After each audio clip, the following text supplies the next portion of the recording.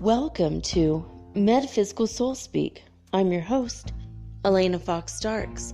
Hey guys, I hope you're doing really well in this moment in time, and that whenever and wherever you happen to be on this big, beautiful blue water world filled with its waterfall of emotions, I hope that you are able to take in the power and the glory of your personal power, that you're able to accept and own your personal power, that you are able to manifest all the good, wonderful things that you deserve, which is everything that you desire, and that you are able to stand in your personal power perfectly. Now, I've had a conversation today that has struck me quite deeply and in ways in which I feel healed, which was wonderful, actually. And this is one of my listeners, and she and I were talking about our twin flames. She sent me a really beautiful, like a 2 or 3 second clip of her twin flame that she just met. And she's struggling with them already. She's like, I found him. Oh my God. I'm so excited. I found him. But we're already having some sort of like this, he's a little bit jealous. And I was like, oh my God, you know what? I don't know for sure, but pretty certain that my twin flame is jealous too, because we've been telepathing for months and months and months. And then one day I was talking to my son about, I don't know, like one of my ex-boyfriends or something, and we were talking about a positive aspect of someone I had dated. And my twin heard it because we were in connection and telepathing, and then my son and I had this random conversation, and I just felt his jealousy. And I'm seething with that, or he's seething with the jealousy, and I'm just like, oh my God. And I don't mean to be seeding his seething jealousy energy, right? So I had to try to focus on healing and soothing that over in me. You know, any jealous feelings that I have or anything I've had in the past, right? So I had to stand in my personal power to, okay, like this, we're going to work on this, and we're going to work on it right now before we meet. Because it's going to be better when we meet and you're not jealous, right? So we had, been telepathing about that. But this listener and she and I were talking about all the various things that, how we don't feel secure in ourselves. And mostly I was, she was trying to help me, actually, and she did help me. And she was saying, I think that you're judging yourself way harsher than other people will judge you.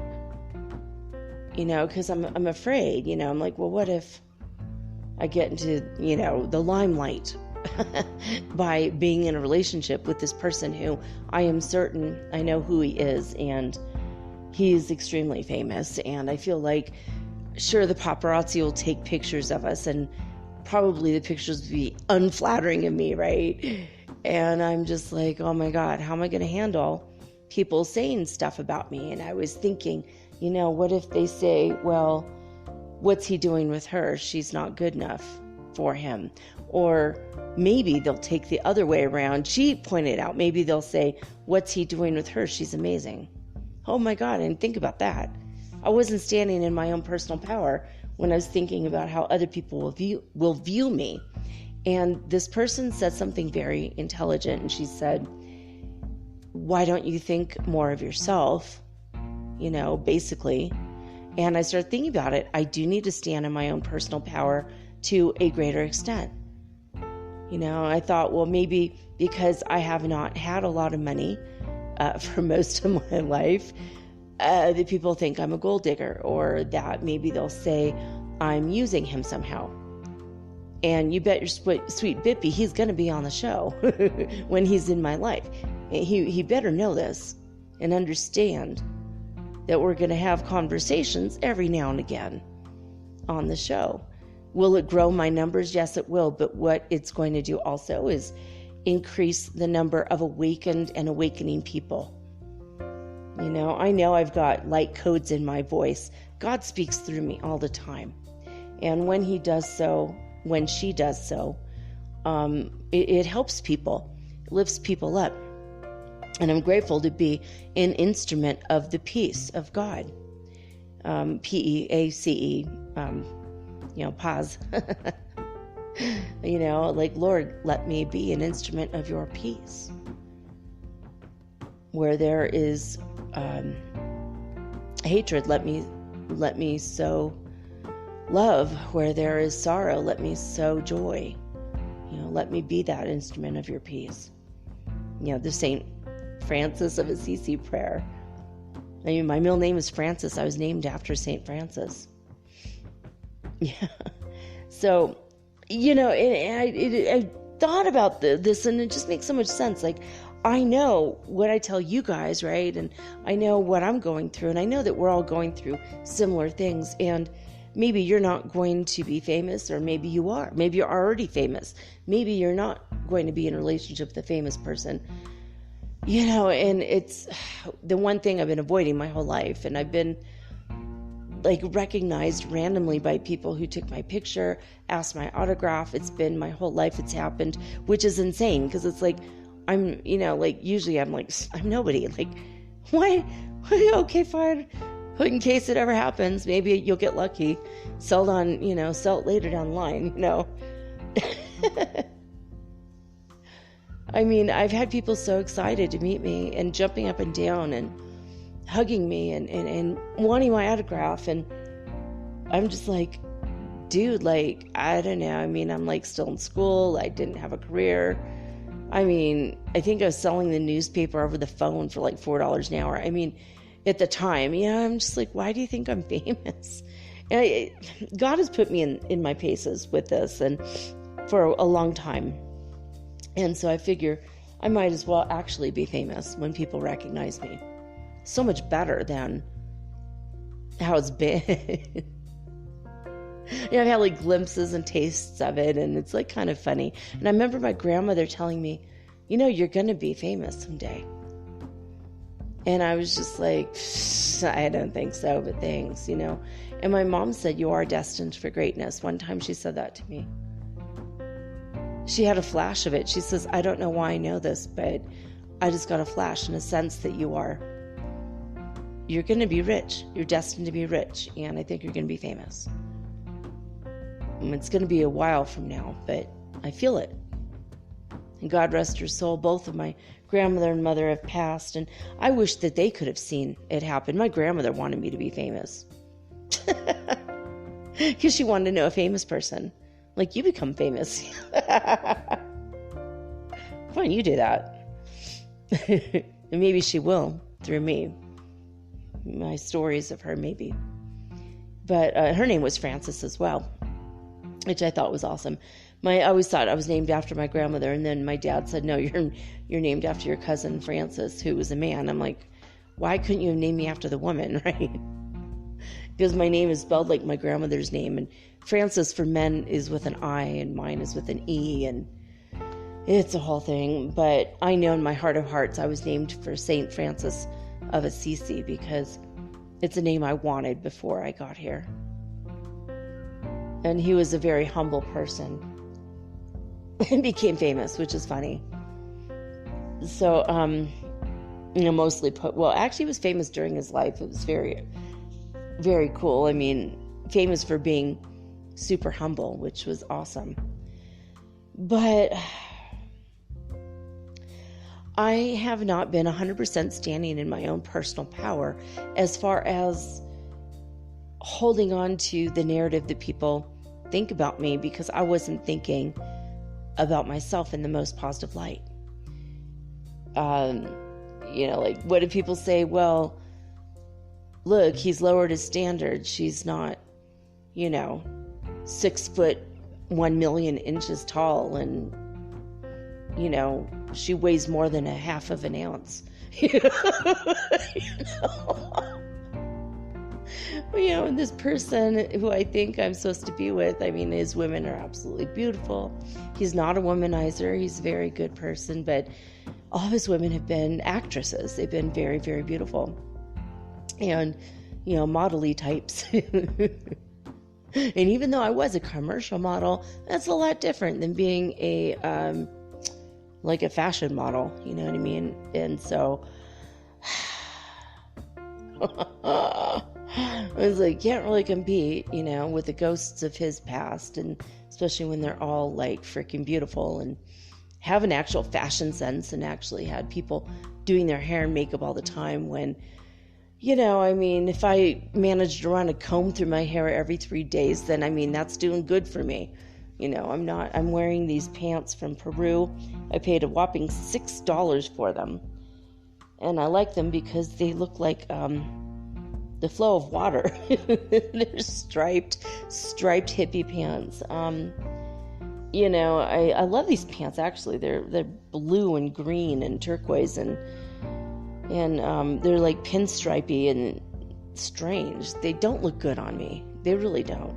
I don't think they would look good on anyone, just to be honest.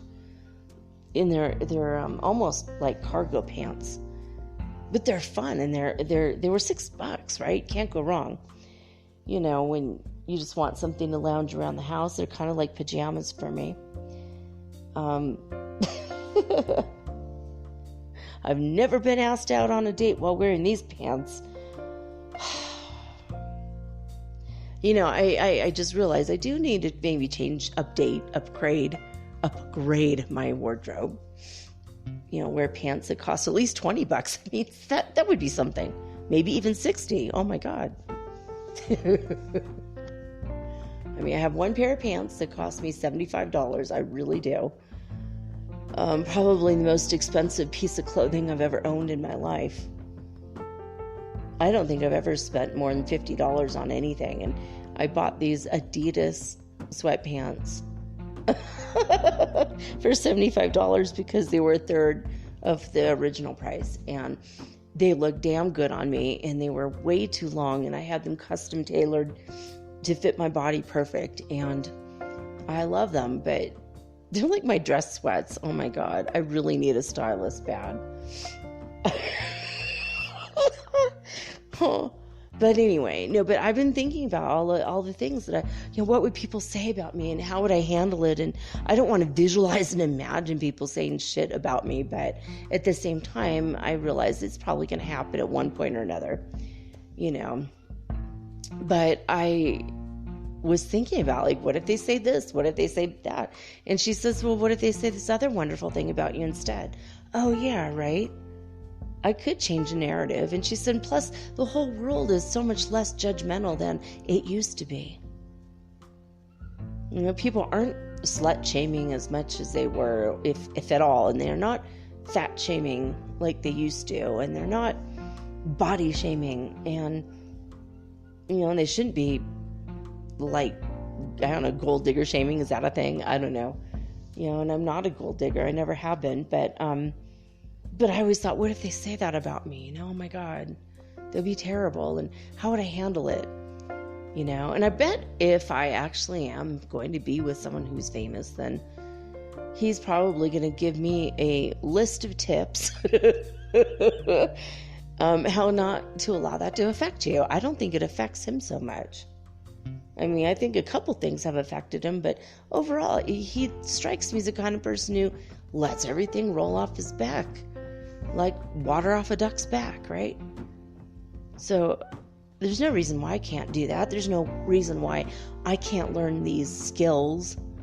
I already have mad skills in a whole bunch of different variety of, sectors of life I already know. So I was thinking about this, like, I do need to stop judging myself, and so do you. You guys need to stop judging yourselves in the ways that you're judging yourself.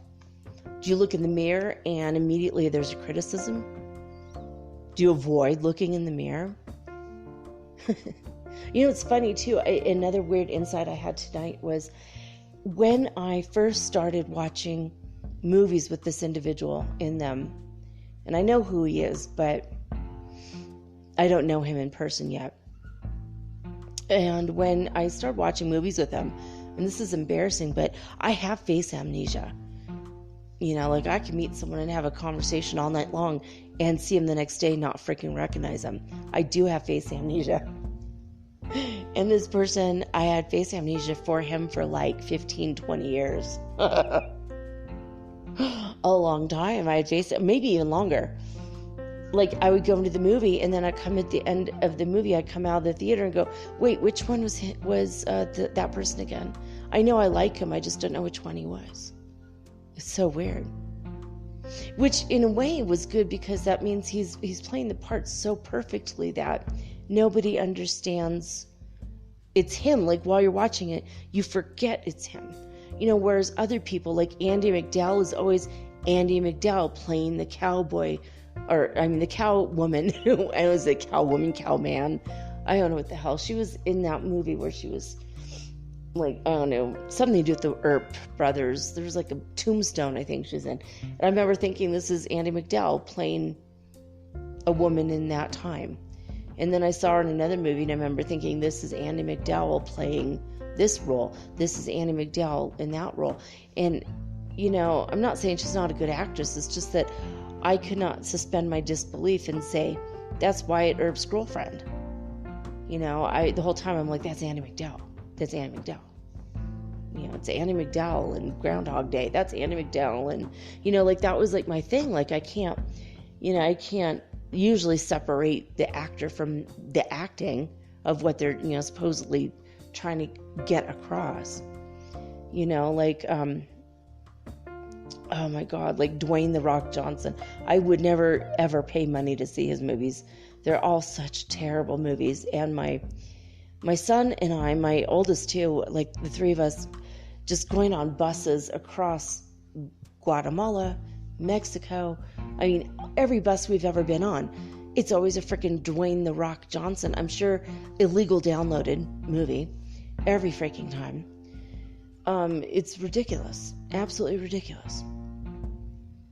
It's like, why the hell are we're not only subjected to his stupid movies where he single-handedly wrestles like a megalodon shark in the middle of the ocean, and saves all the women. It's like, it's freaking ridiculous movies. And he might be an amazing person, but the whole time I'm like, that's Dwayne "The Rock" Johnson being, Mr. Mansplainer. And there's Dwayne "The Rock" Johnson being, Mr. Hero. He thinks he's so great in the role he's playing, and yet he's stealing a car and there's no justification for that. Or here in this one, he's doing this thing and that's also illegal and there's no justification for that. Even though he's playing a man of the law, he's always breaking it. It's like all these stupid movies where it's like, I would never go on my way to watch them. And they're always every time I hop on a bus, there's that guy again in these stupid movies. I wish he would he's a good looking guy and I think he could be better than he is somehow. I always think, yeah, but I know his face and I know that I don't like his movies. I'm sorry if you're Dwayne "The Rock" Johnson listening to me, because I think, I honestly think he could be a really sweet person in person, but he needs better writers. He needs to work with better, he needs a better manager and he needs better writers. But it's just my own opinion. But this other person who I'm pretty sure is my twin flame, I didn't know who he was. Like every time I went to the movie, I'd be like, oh, I thoroughly enjoyed that movie. That was an excellent movie. Wait, which one was he again? It's like, for like 20 years or something. And something that dawned on me is, even though I do have face amnesia for most people, I don't remember people. I think that's just because I'm just socially awkward and terrified of any kind of interaction with humans in general. And it's rare. I mean, I do know a few people here in town that I recognize them the minute I see them. And I don't know why. I don't know why some people's faces are so interesting. I will never forget them. And other people, I can't. I don't know. I don't remember. But it's a really weird phenomenon. But what I did notice is, here's my twin flame, who I don't know he's my twin flame for my whole life. And every time I see him in a movie, I don't remember which one he was. I don't recognize him from Adam or Adam's house cat. And at that time, though, for like 20 years as an adult, maybe 30, I could not, or 30 years of my life anyway, I couldn't even look at myself in the mirror. Oh, how telling is that? I couldn't stand in my own personal power, even to the extent where I couldn't even look into my own eyes in the mirror. I couldn't even look at my own face in the mirror. Like, really, when I was putting makeup on, I would look at like one eye at a time, but I would make sure I never looked myself in the eye.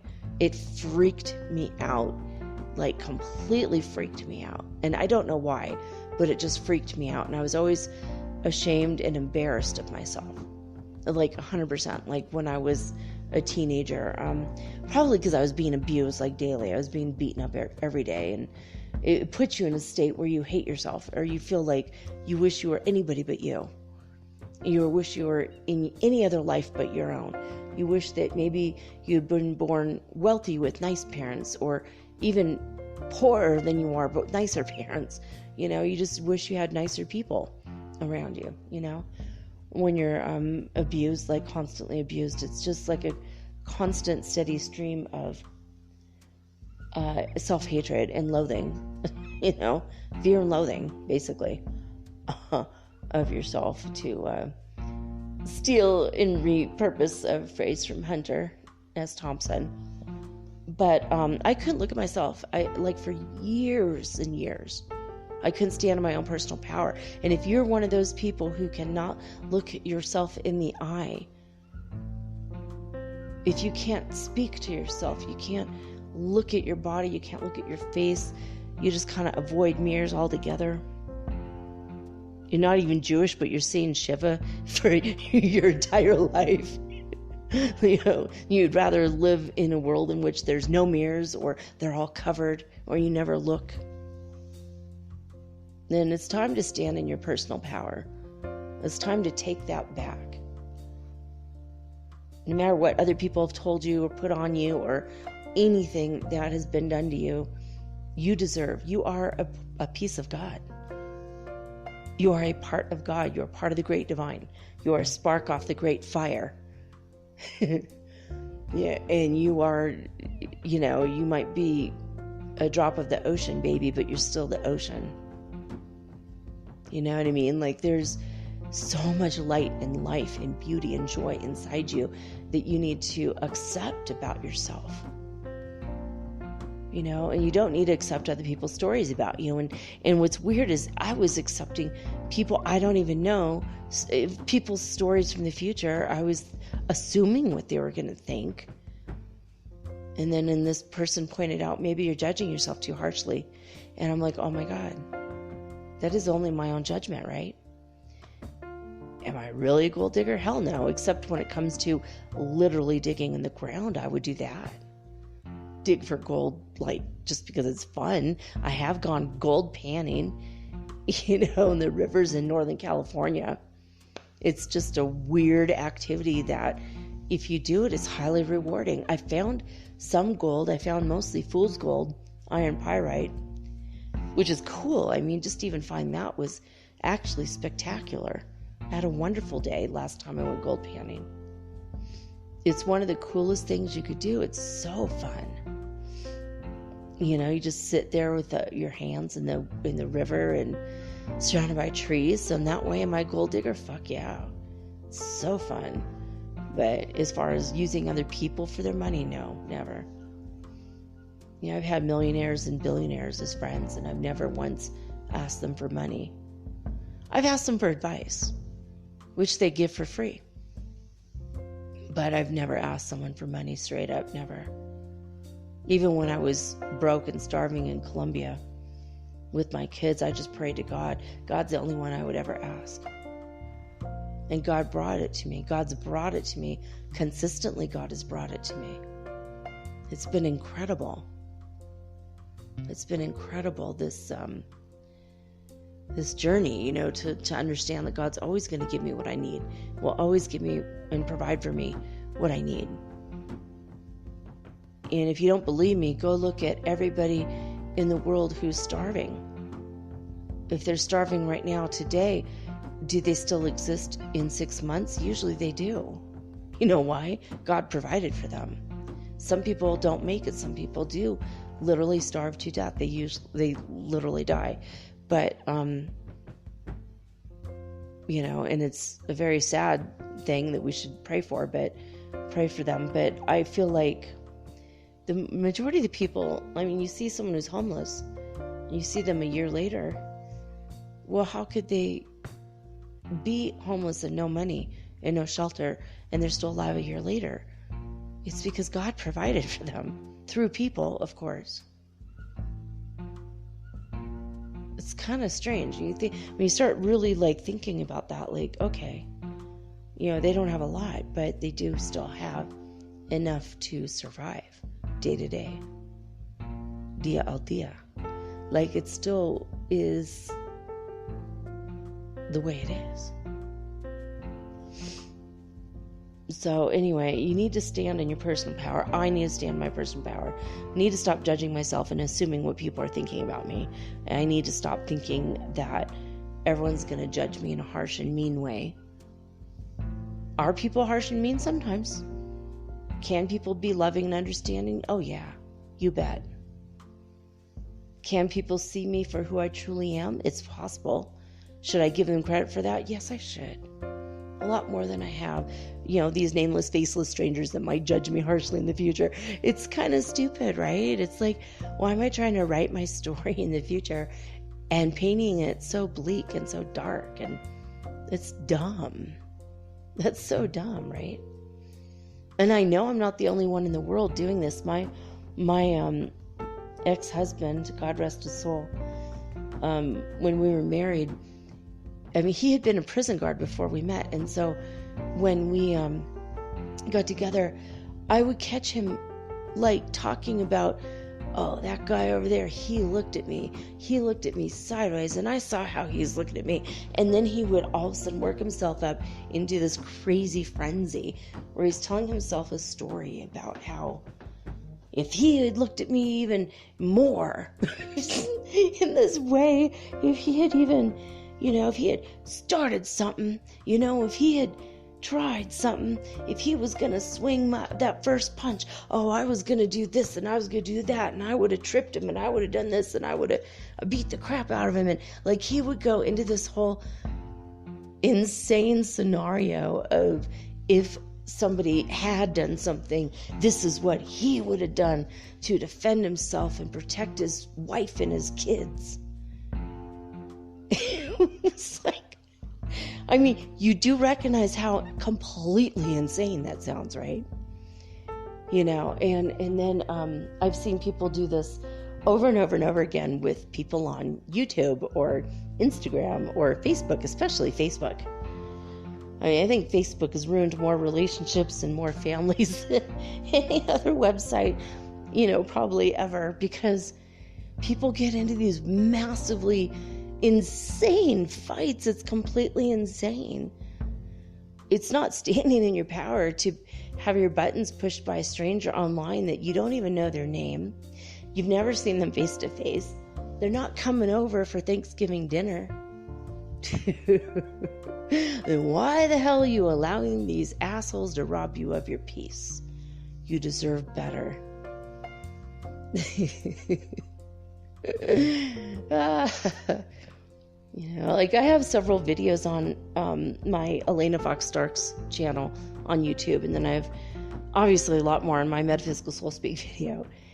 And I was going through some of my comments on my Metaphysical Soul Speak, like, I don't know, a couple months ago. And I have not, I mean, if you have commented on there and I haven't commented back, I just haven't been on there in months. I don't have access to my computer right now, and I'm trying to work on all that. But I, one time, like 3 or 4 months ago, someone got on there and called me a complete moron or something. You know, I'm an idiot. I don't know what I'm talking about. I must be totally stupid. And I just know this person's asleep. It didn't, at first I was like, you know, he's pushed my ego a little bit. And I'm like, who the fuck is this guy anyway? You know, it's like, okay. So I wrote underneath his comment, well, of course you would say that because you're spiritually asleep, and wisdom to the foolish is foolishness. You know, so you know only so much, and I know more right now. You know, it's not to say you're not going to know more in the future. Hell, maybe you'll surpass me. Maybe you'll become an ascended spiritual master. And of course, going around telling people they're morons or idiots is probably not the way it's going to happen. And I can't say that I haven't called people idiots in the past, right? I might have called someone an idiot today. Hell, you know. I think it might have been the President of the United States. I know I called him an orange virus. I might have called him an idiot today. I don't know. You know, it's just like, hey, I mean, I can't fault someone else for doing something or saying something that I've done and I've said, but, you know, I know that I deserve what I deserve, and if someone doesn't think I deserve it, then maybe they don't think they deserve it, right? Just like I couldn't see my twin flame's face for like 20 years, but that was also coincidental with the time I couldn't look at myself in the mirror. I couldn't even see my own face for 20 years. You know, maybe like 25 years, I couldn't even look at myself in the mirror. Like, I do a quick look at my makeup real fast and run out the door. I like be so embarrassed. And it's like I would be reeling from like the social anxiety feeling inside after having looked at myself in the eye in the mirror. I only started making eye contact with people when I read in a book that said, people think that you're dishonest when you don't make eye contact. And I was like, well, I'm not dishonest. I'm just shy as fuck. And I'm really, really socially awkward. And I didn't feel too good about myself. So I didn't think I deserved to have that eye-to-eye contact. It scared the shit out of me. It still does sometimes, just to be honest. But it's funny that I couldn't look at him for like 20 years or something. I couldn't recognize his face. I couldn't recognize him. I refused to look at him. It was weird. And I knew I liked him as an actor, but I couldn't see him. And I only started recognizing him when I could recognize myself. When I started looking at myself in the mirror, when I started looking at my own eyes. And it's like, oh. Now I could pick him out in a lineup. I could pick him out. He could be in a crowd scene of a movie that he's not supposedly in. And I'm like, there he is. Funny. And usually it turns up he's the executive producer of a movie when he's not even a part of it. It's like so many times this has happened. So many times. And lately, you know, just lately in the past like 4 or 5 years. And I've only known he was my twin for like 4 years. But I keep having these visions, and I had a lovely dream about him this morning. And the dream was terribly mundane. Not terrible, it was wonderfully mundane. I was actually having a cup of coffee with him in I think it was his house. And we were living there together. It might have been a place we bought together, I don't know. But we're sitting in this place, and it was light and bright and sunny. And I remember the colors blue and white. I don't know if that was the dishes. Yeah, I just remember it was very clean and beautiful color, that I was waiting for him to come over and sit down. And I remember focusing on this white and blue, and it's just beautiful colors. And he was like, okay, show me the oracle cards. And I had just gotten a new deck, and we were going through the cards together and laughing and joking about it and having a really good time together. And it was such an amazing dream. And I woke up going, oh, he's such a sweet person. And I'm so grateful. He's my twin. And yet today, having this conversation with this listener, and she was saying things that just resonated with me, like, oh yeah, you're right. I need to stand in my own personal power, and so do you, so does everybody. It's about time that we can see ourselves, and that we heal the parts of ourselves that need healing, and we accept the power, we accept that personal power for ourselves. It doesn't mean we're going to exert it over anyone else. You just got to accept your own personal power and exert that power then over your life, over your own domain, over your own world. And you need to co-create your own world rather than flapping in the breeze, and when the wind comes up, that's when you leave. Or when, you're not a feather in the wind. You're not being pushed along by life.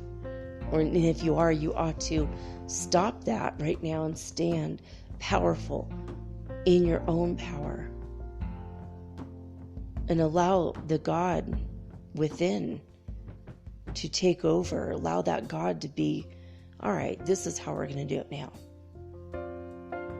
Instead of barely making $500 a month or $1,500 a month, maybe start accepting $12,000 a month. If you could use it, I know I could use that kind of money. I mean, that kind of money would give me a wonderful lifestyle, and I would save money in order to buy a house that I want. Then I'll have my swimming pool. I could get my oldest kid a car. I could get my youngest kid a car. I could probably help my oldest kid live in a better place. I could help my youngest kid go to school. And I could donate money to Heifer International, which is one of my favorite charities, by the way. I was just thinking about it. I'll tell you guys about it a little bit later in the second half of the show. But, Kiva International, I've given out 25 loans. I should have given out more by now, but I just haven't gotten to it yet to do it again. But I've given out a lot of loans over the years. You know what? A man in Afghanistan defaulted me, and a woman in Oakland, California, who has her own hair studio, she defaulted on the loan. Last time I ever trust a frickin' American. Okay, most Americans are probably honest, but that really upset me. That one really upset me. I'm like, really? Come on. Kiva's a microloans, and you just give $25 and then they pay you back. And some of the people, have taken 3 years to pay me back. Some people pay me $1 every 3 months. But out of all the people in the world, out of all the 25 or 26 loans I've given out over the years, only 2 people defaulted.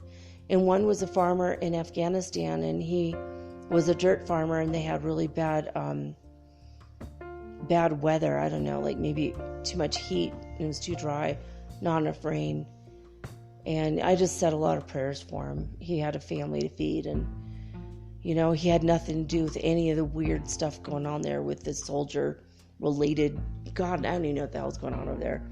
Is it really a war? Is it an occupation? I don't freaking know. But he had nothing to do with that. He was just trying to make ends meet, and he couldn't.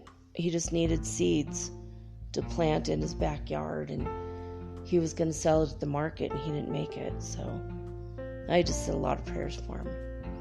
But the lady in Oakland, that's lame as hell. You could go get a job to pay for. It's easy. Your hairdresser, you own your own salon. There are a million ways she could have helped herself. I mean, part of me felt like I wanted to fly to Oakland and go, look, you owe me $25, but I'm going to help you. I'm going to help you with all of your marketing. I had like a million ideas for her. She had a very unique salon. Anyway, that's neither here nor there. I sent her a lot of love and light too, but I was more angry at her because I felt like, you have a lot more opportunity in the United States. You really do. A lot more opportunity. I know exactly where her hair salon was, and within, a 4-block radius, there was probably 200 businesses with which she could have gotten a job part-time to pay people back that believed in her. It kind of irritated me, like as opposed to the Afghanistani farmer who probably didn't have another neighbor for like 2 miles, He was out in the boonies and trying to make ends meet as a farmer. It's a totally different ballgame, right? Anyway, that's my big message though today. Stand in your personal power. Look at yourself in the mirror. Stop running through these egoic scenarios of, if he looked at me, I was gonna. If she had said this about me, I was gonna. It's embarrassing when it's pointed out to you and you realize, holy crap, I've done that a lot. I think everyone's done it a lot. Having been physically abused a lot when I was a kid, as an adult, I became very much interested in martial arts and karate and self-defense, and trying to make my body strong so that if anyone touched me, I could just fuck them up but good. Because I was really scared. And, it got to a point where I'd walk down the street and I'd pick points on people. What am I going to hit first? How am I going to hurt them first? If they touch me, what am I going to do to them that will make it render them helpless so that I could get away? It's like terrible to live your life like that. To constantly, 100% of the time, be like, okay, I'm going to hit them there. I'm going to punch them there. It's terrible. And yet that's how I was able to survive when I was a new adult, when I was 18 and 19 and 20 and 21, and maybe up until about 22 or 23. And I finally started relaxing a little bit. And ironically, when I moved to Los Angeles is when I was able to relax about that. I was in a big city with a lot more criminals, a lot more people that could have hurt me, and yet suddenly I was more relaxed. So I'm like, okay. And that's about the time I started to look myself in the eye in the mirror a little bit more too. Isn't that funny? And that goes right along with the Course in Miracles. If I defend myself, I am attacked. There's a lot of wisdom in those words. So anyway, speaking of wisdom and words, all right, well, let's get to spaceweather.com first. And then I did pull a card of the day from the Everyday Witch deck today.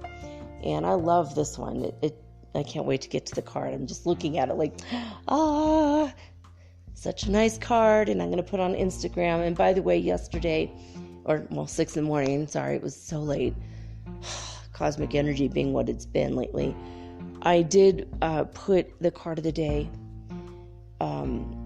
the Rebel deck card yesterday. I did put it up on Instagram, which is at mermaidgirl888. If you've not seen it yet, if you have seen it, you've probably already commented. I got a lot of comments already, but if you go and see it, I did soften the blow with a picture of Lobo, and I've renamed her Jasmine because Blackie it's making us look like racists. We did not name these wolf dogs. They were named when we got here. But, my son is like, why didn't they name the dogs Whitey and Blackie? That would make more sense. Why Lobo? Because he looks like a white wolf. Why not Blanco Lobo, Lobo Blanco, or Blanco, or Blanquito, or something? Why are we not saying Whitey and Blackie? It makes no sense. So they're Lobo and Blackie, and black is in English. So it completely makes us look like assholes. Makes us look like we're racist because we're calling a dog Blackie.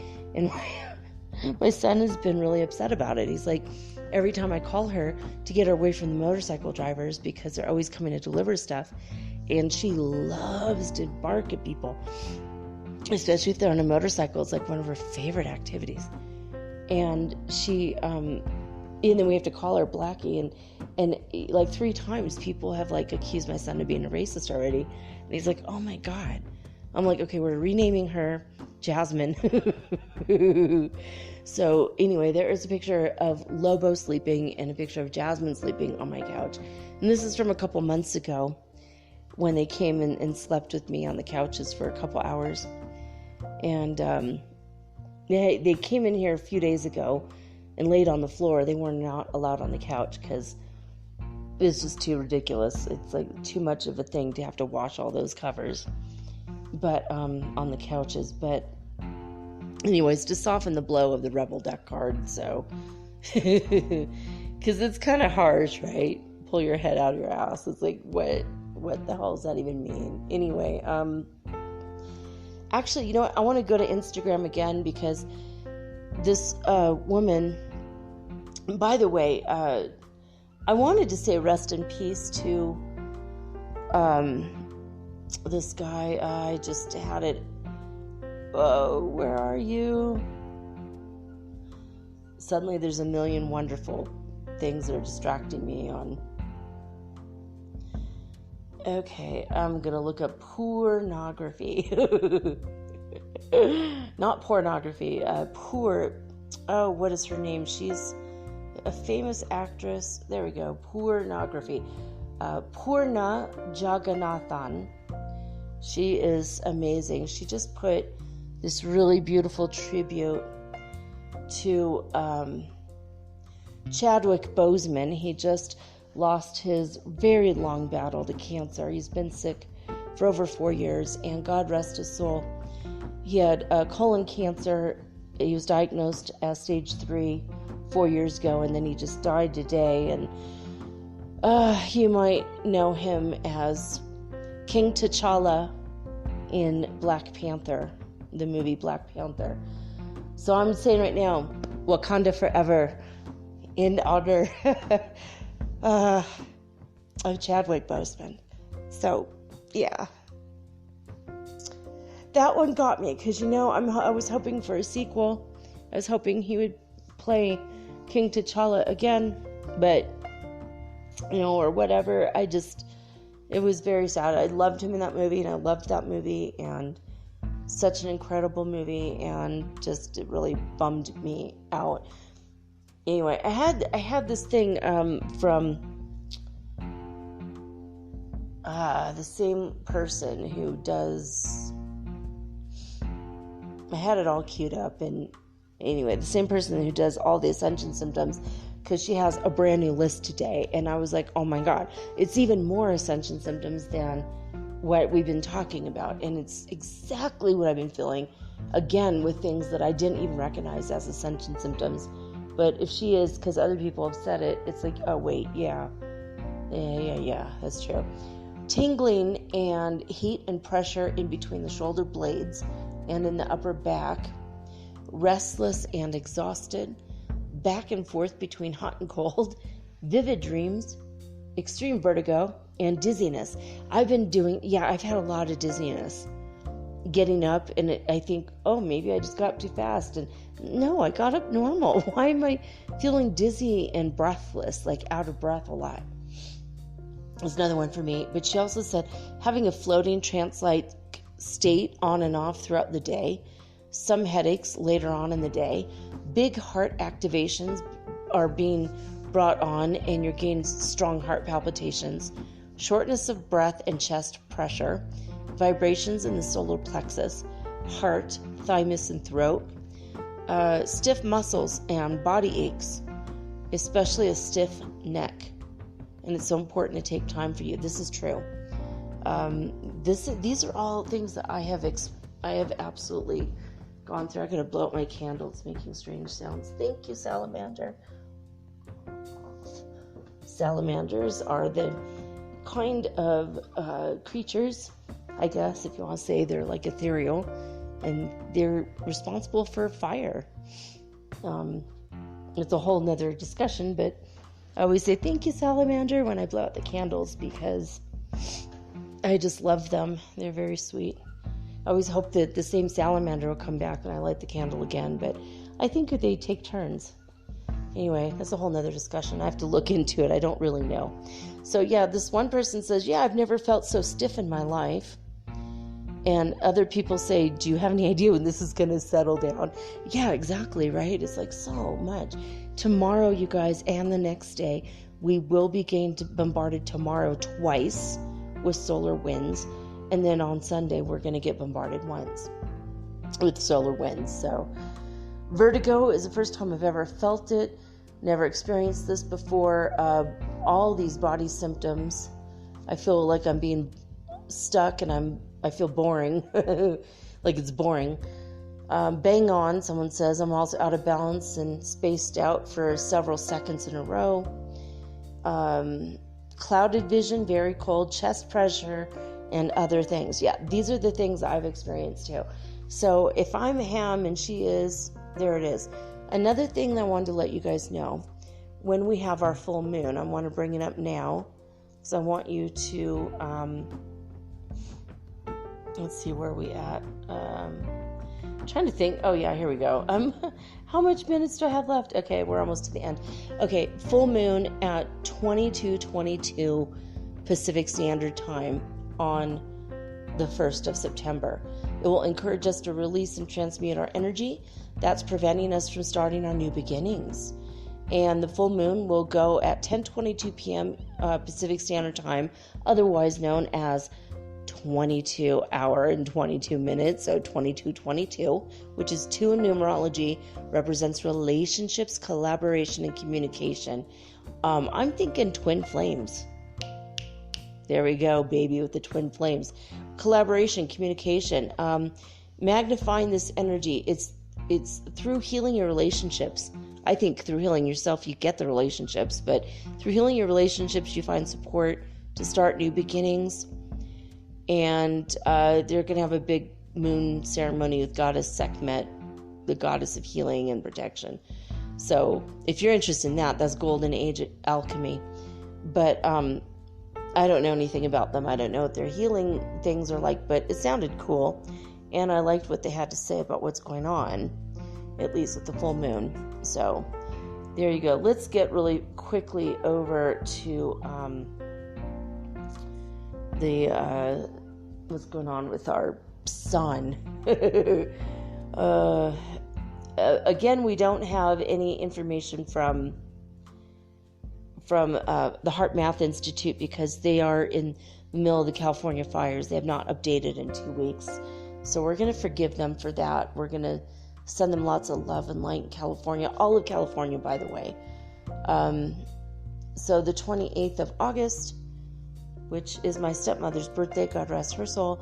Power 13. 13 is the Schumann resonance in Italy. That's the only number we have, unfortunately. It is what it is, but kind of crazy. All right, the current solar wind speed is 476.4 kilometers per second. And we've now been 7 days without a sunspot. Absolutely no sunspots at all.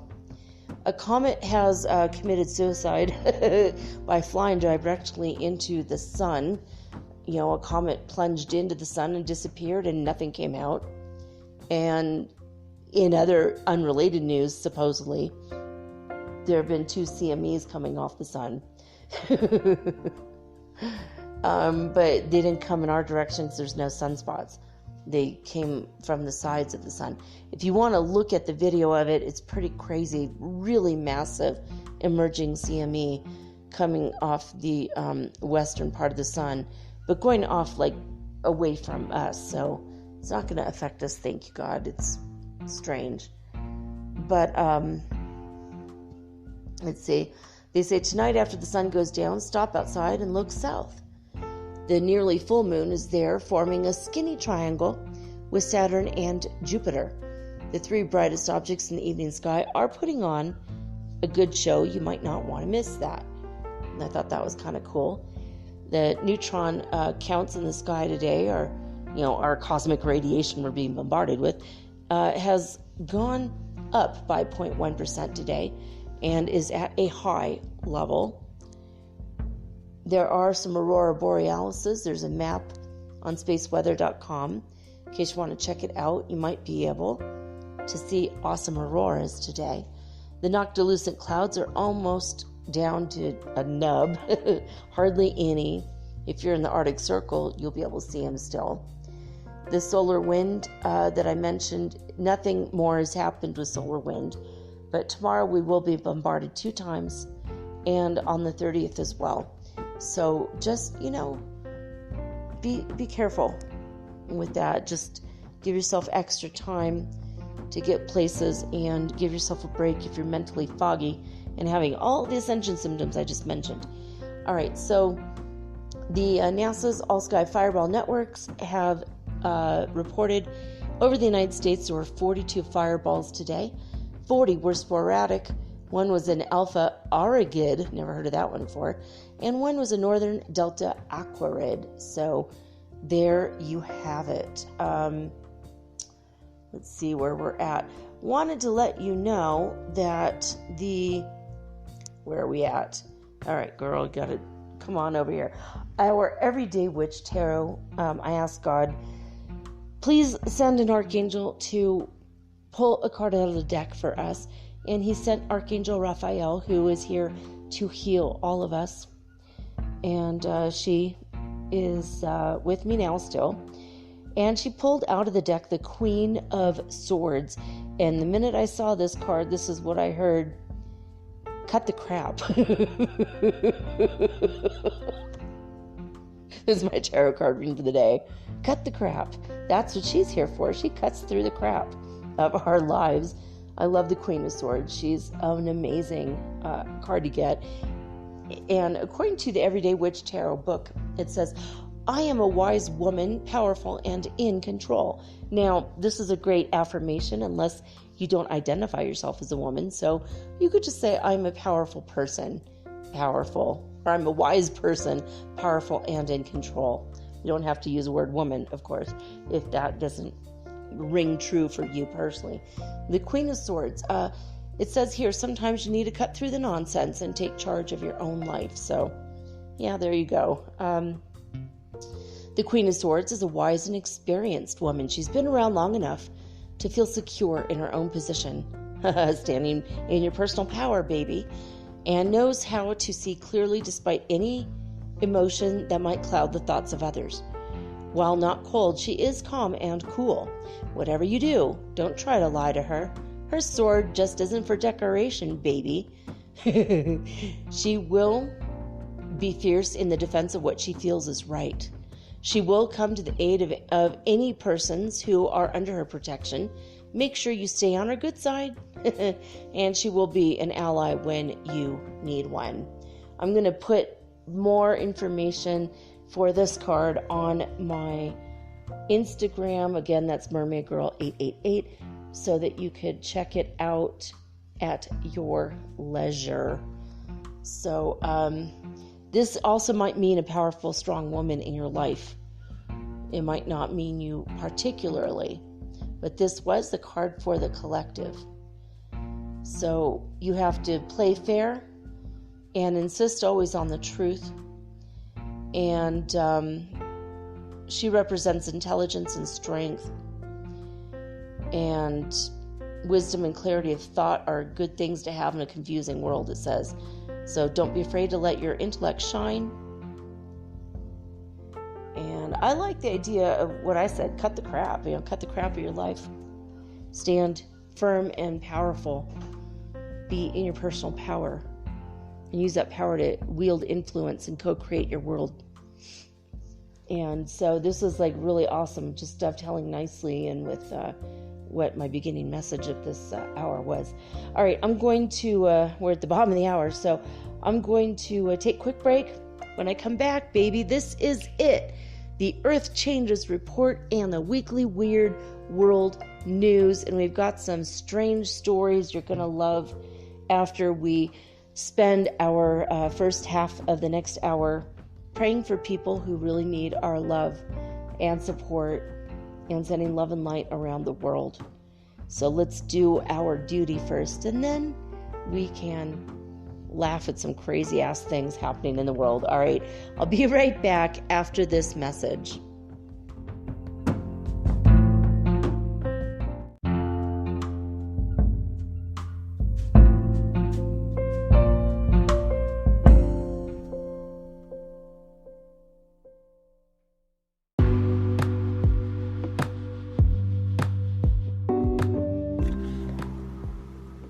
Metaphysical Soul Speak is run on sponsors and listener support.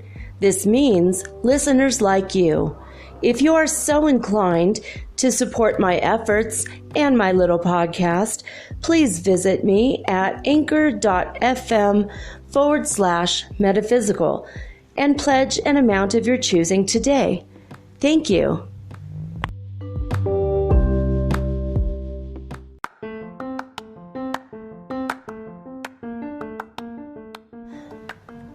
If you haven't heard about Anchor, it's high time you did. It is the absolute easiest way to make a podcast. First of all, it's absolutely free. Second of all, they have creation tools that allow you to record and edit your podcast right from your phone or your computer. You guys have known that I've been doing this for 8 months using the Anchor.fm app right on my cell phone, and I have done it everywhere, right? I have recorded this in my living room, my bedroom, little cafes in Quito, Ecuador, all over Cuenca. It's so absolutely easy to make your podcast, and editing is just a snap. Anchor also will distribute your podcast for you, and it took me about 2.5 months to become syndicated, and now I'm available on Spotify, Apple Podcast, and many more, and so can you. You can make money from your podcast also, and there's no minimum requirement. You get paid from your very first listener. It is everything that you need to make a podcast all in one place.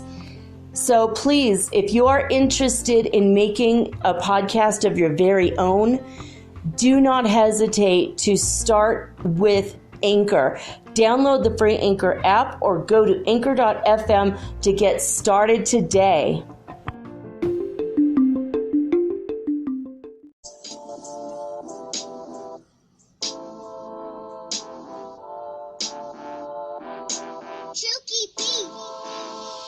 We can make a difference in our own small way. Just one small change, we can do that today. Our mind's getting bigger while the world's getting smaller. But saving the earth's becoming a tall order. From the minute you awake from your nightly nap, You can make little changes like turning off the tap. while brushing your teeth in the bathroom. You can cycle or walk your way to the classroom. Cut down the fuel you used to get to school. Pile in, let's cancel. In your lunchbox, cut down the plastic. See, these things aren't too drastic. Spread the word, get vocal. Make it go global. When buying food, stay local. Never mind the dishwasher, do it by hand. But I hate washing up. Ah, come on, it's grand. Just one small change in the little things we do. We'll show you how, and now it's up to you. It's our future. It's our earth. We need to protect it for what it's worth. It's our future. It's our earth. We need to protect it for what it's worth. Since we found out the earth was sick, we knew we had to do something quick. The earth is our family and our friend. We need to mend it before it ends. This is our home, so don't destroy it. Everyone should do their bit. Ice caps melting, seas getting high. Homes will be flooded, polar bears will die. The sun's getting hotter, the rain won't fall. I'm afraid we won't survive at all. Recycle the plastic, please, it's free. You don't want that ending up in the sea. It's like people use this planet as a bin. Pick up your trash, that's where you begin. Temperature's rising, we are realizing. We must act now, there's no compromising. Just one small change in the little things we do. We'll show you how, and now it's up to you. It's our future. It's our earth. We need to protect it for what it's worth. It's our future. It's our earth. We need to protect it for what it's worth. If you cut down flowers and trees, you contribute to the mass extinction of the bees. Think of the creatures that don't have a say. There has to be a better way. There's no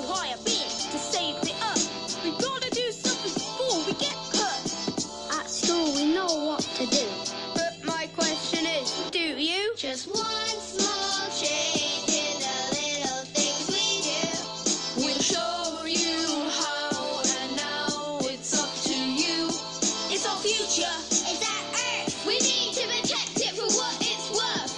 It's our future. It's our Earth. We need to protect it for what it's worth.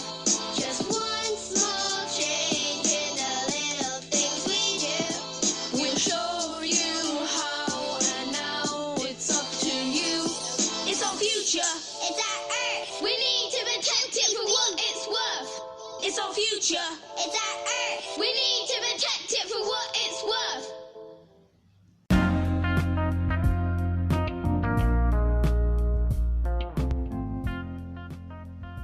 Alright guys, let's jump right on in to watchers.news. That's where I get my Earth Changes Report news from.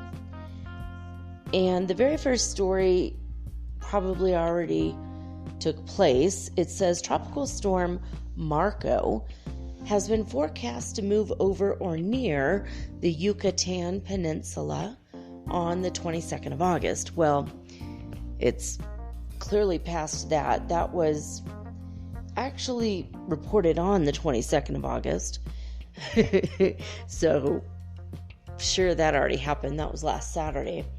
Flash flood has brought by remnants of Tropical Storm Higos, expected to hit 40 provinces in Thailand. Now,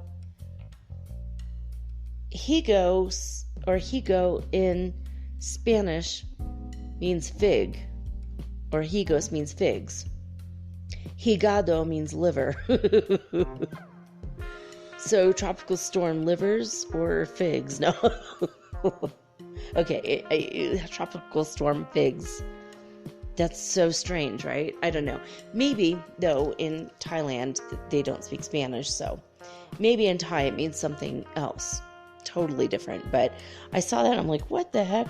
So, one of the reasons why we go over the Earth Changes Report every week is because it's not just the coronavirus that's affecting the whole world. There's other things going on, and some of these things are pretty gnarly. And as a result, I think it is our duty, if we hear about it, to pray about it. My grandmother, God bless her, she used to say, "Oh, that's terrible." And I don't know if she ever prayed. She might have, though. I don't know that she prayed for the people she saw on TV suffering various things, but I remember her just focused on the terribleness of something. And it's not enough to hear the news, focus on the terribleness, maybe even cry a little about it, and then move on about your day. I think that if that comes into your energy field, it is your duty to pray for the people there. Ask God to bless them. Ask them to be healed in whatever way, Ask the land, ask the, whatever. Ask for the land to be healed. Whatever it is.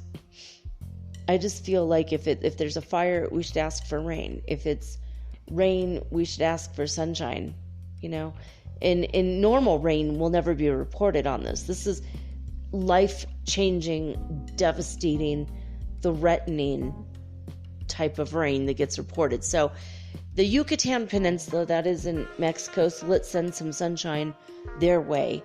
And flash floods brought by remnants of Tropical Storm Higos, expected to hit 40 provinces in Thailand. We better send them a little bit of sunshine as well. We'll pray for the people of Mexico as well as Thailand. And also, here we go again with another crazy storm. Typhoon Bavi, B-A-V-I, has been moving towards the Korean peninsula. So, love and light to Korea. I will have to say south and north. I have a feeling it's hitting both. So, I've been watching, honestly, I found a super cute TV show out of Korea, and it's actually been dubbed in English, and I think I might go back and listen to it in Korean, in Korean. I would love to hear it in Korean and then listen to the language while also simultaneously reading it, the words in English. I think that might be interesting. I don't know if I'll pick up any Korean, but I do have a couple friends there. So that would be kind of fun. My ex-boyfriend speaks fluent Korean. And that's one reason we're not together anymore. He didn't tell me that for 3 years. How the hell do you not mention, oh, and by the way, 100% fluent in Korean. And I did live in Korea for 6 months. And I studied martial arts. And you know what I mean? Like, that's like, he studied this one form of martial arts that is only in Korea, and only like 5 instructors in the world outside of Korea can teach it, and he's one of them. You would have thought that maybe he would have mentioned that for 3 whole years. You know, it was that kind of weird stuff that he kept from me, mysteriously kept from me. You know? By the way, there's an ancient language that I am fluent in, and only 3 other people in the whole wide world are fluent in. I've known you for 10 years, dude. Why don't you tell me that? I'm just kidding. I mean, seriously, it would be like that crazy. Like, how would you not tell me you want a Guinness Book of World Records? You know, that would be like the first date. That's something you bring up almost practically right away. You know, when he says, what are you looking for in a man? I'm looking for a man who's very intelligent, maybe who speaks more than one language. That's what I told him, like, the first week we met. You would think. And then when that song that was very, very famous came out in Korean, he was singing it in fluent Korean. And I'm like, what the hell? That's how I found out. I caught him singing in Korean. How insane, right? Why are you so he's a Virgo. He shouldn't be this mysterious. Anyway, we're still friends, but I mean, it's one weird reason why that doesn't sit well with me. You know, he mysteriously disappeared every week on Thursdays. That was another weird thing. And he never told me why. What is he doing on Thursdays? And I go into work, you know, to see him at work. No, he's not there. We worked at the same place. No, he's not at work. Okay, that's weird. Where the hell is he? And it took 2.5 years before he said, oh, well, you know, I go riding every Thursday. I'm like, on a motorcycle? He's like, no, riding, you know, horses. You know, because my mom owns a ranch in Oregon. You would have thought you mentioned that too. What the hell? Even after, you know, I told him that my dad raised Kentucky thoroughbreds, you would have thought he would say, oh, it's funny. What a thing to have in common, right? Yeah, but no. His mother tames wild Mustangs for a living, and she's like 76 years old. Well, now she's like 80 years old, 80 something. But it's like crazy. How the hell would you not mention that? That's huge, right? I'm trying to get to know you over here, and all you give me is, yeah, I read a book once. It's like, he's like this fascinating, intelligent, amazing human being, and he gave me like 1% of who he is. That's why I'm not with him anymore.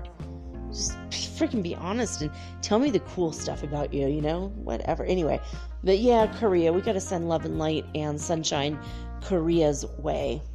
I would say North and South Korea, both of them. So destructive floods have hit Turkey, again with the sunshine.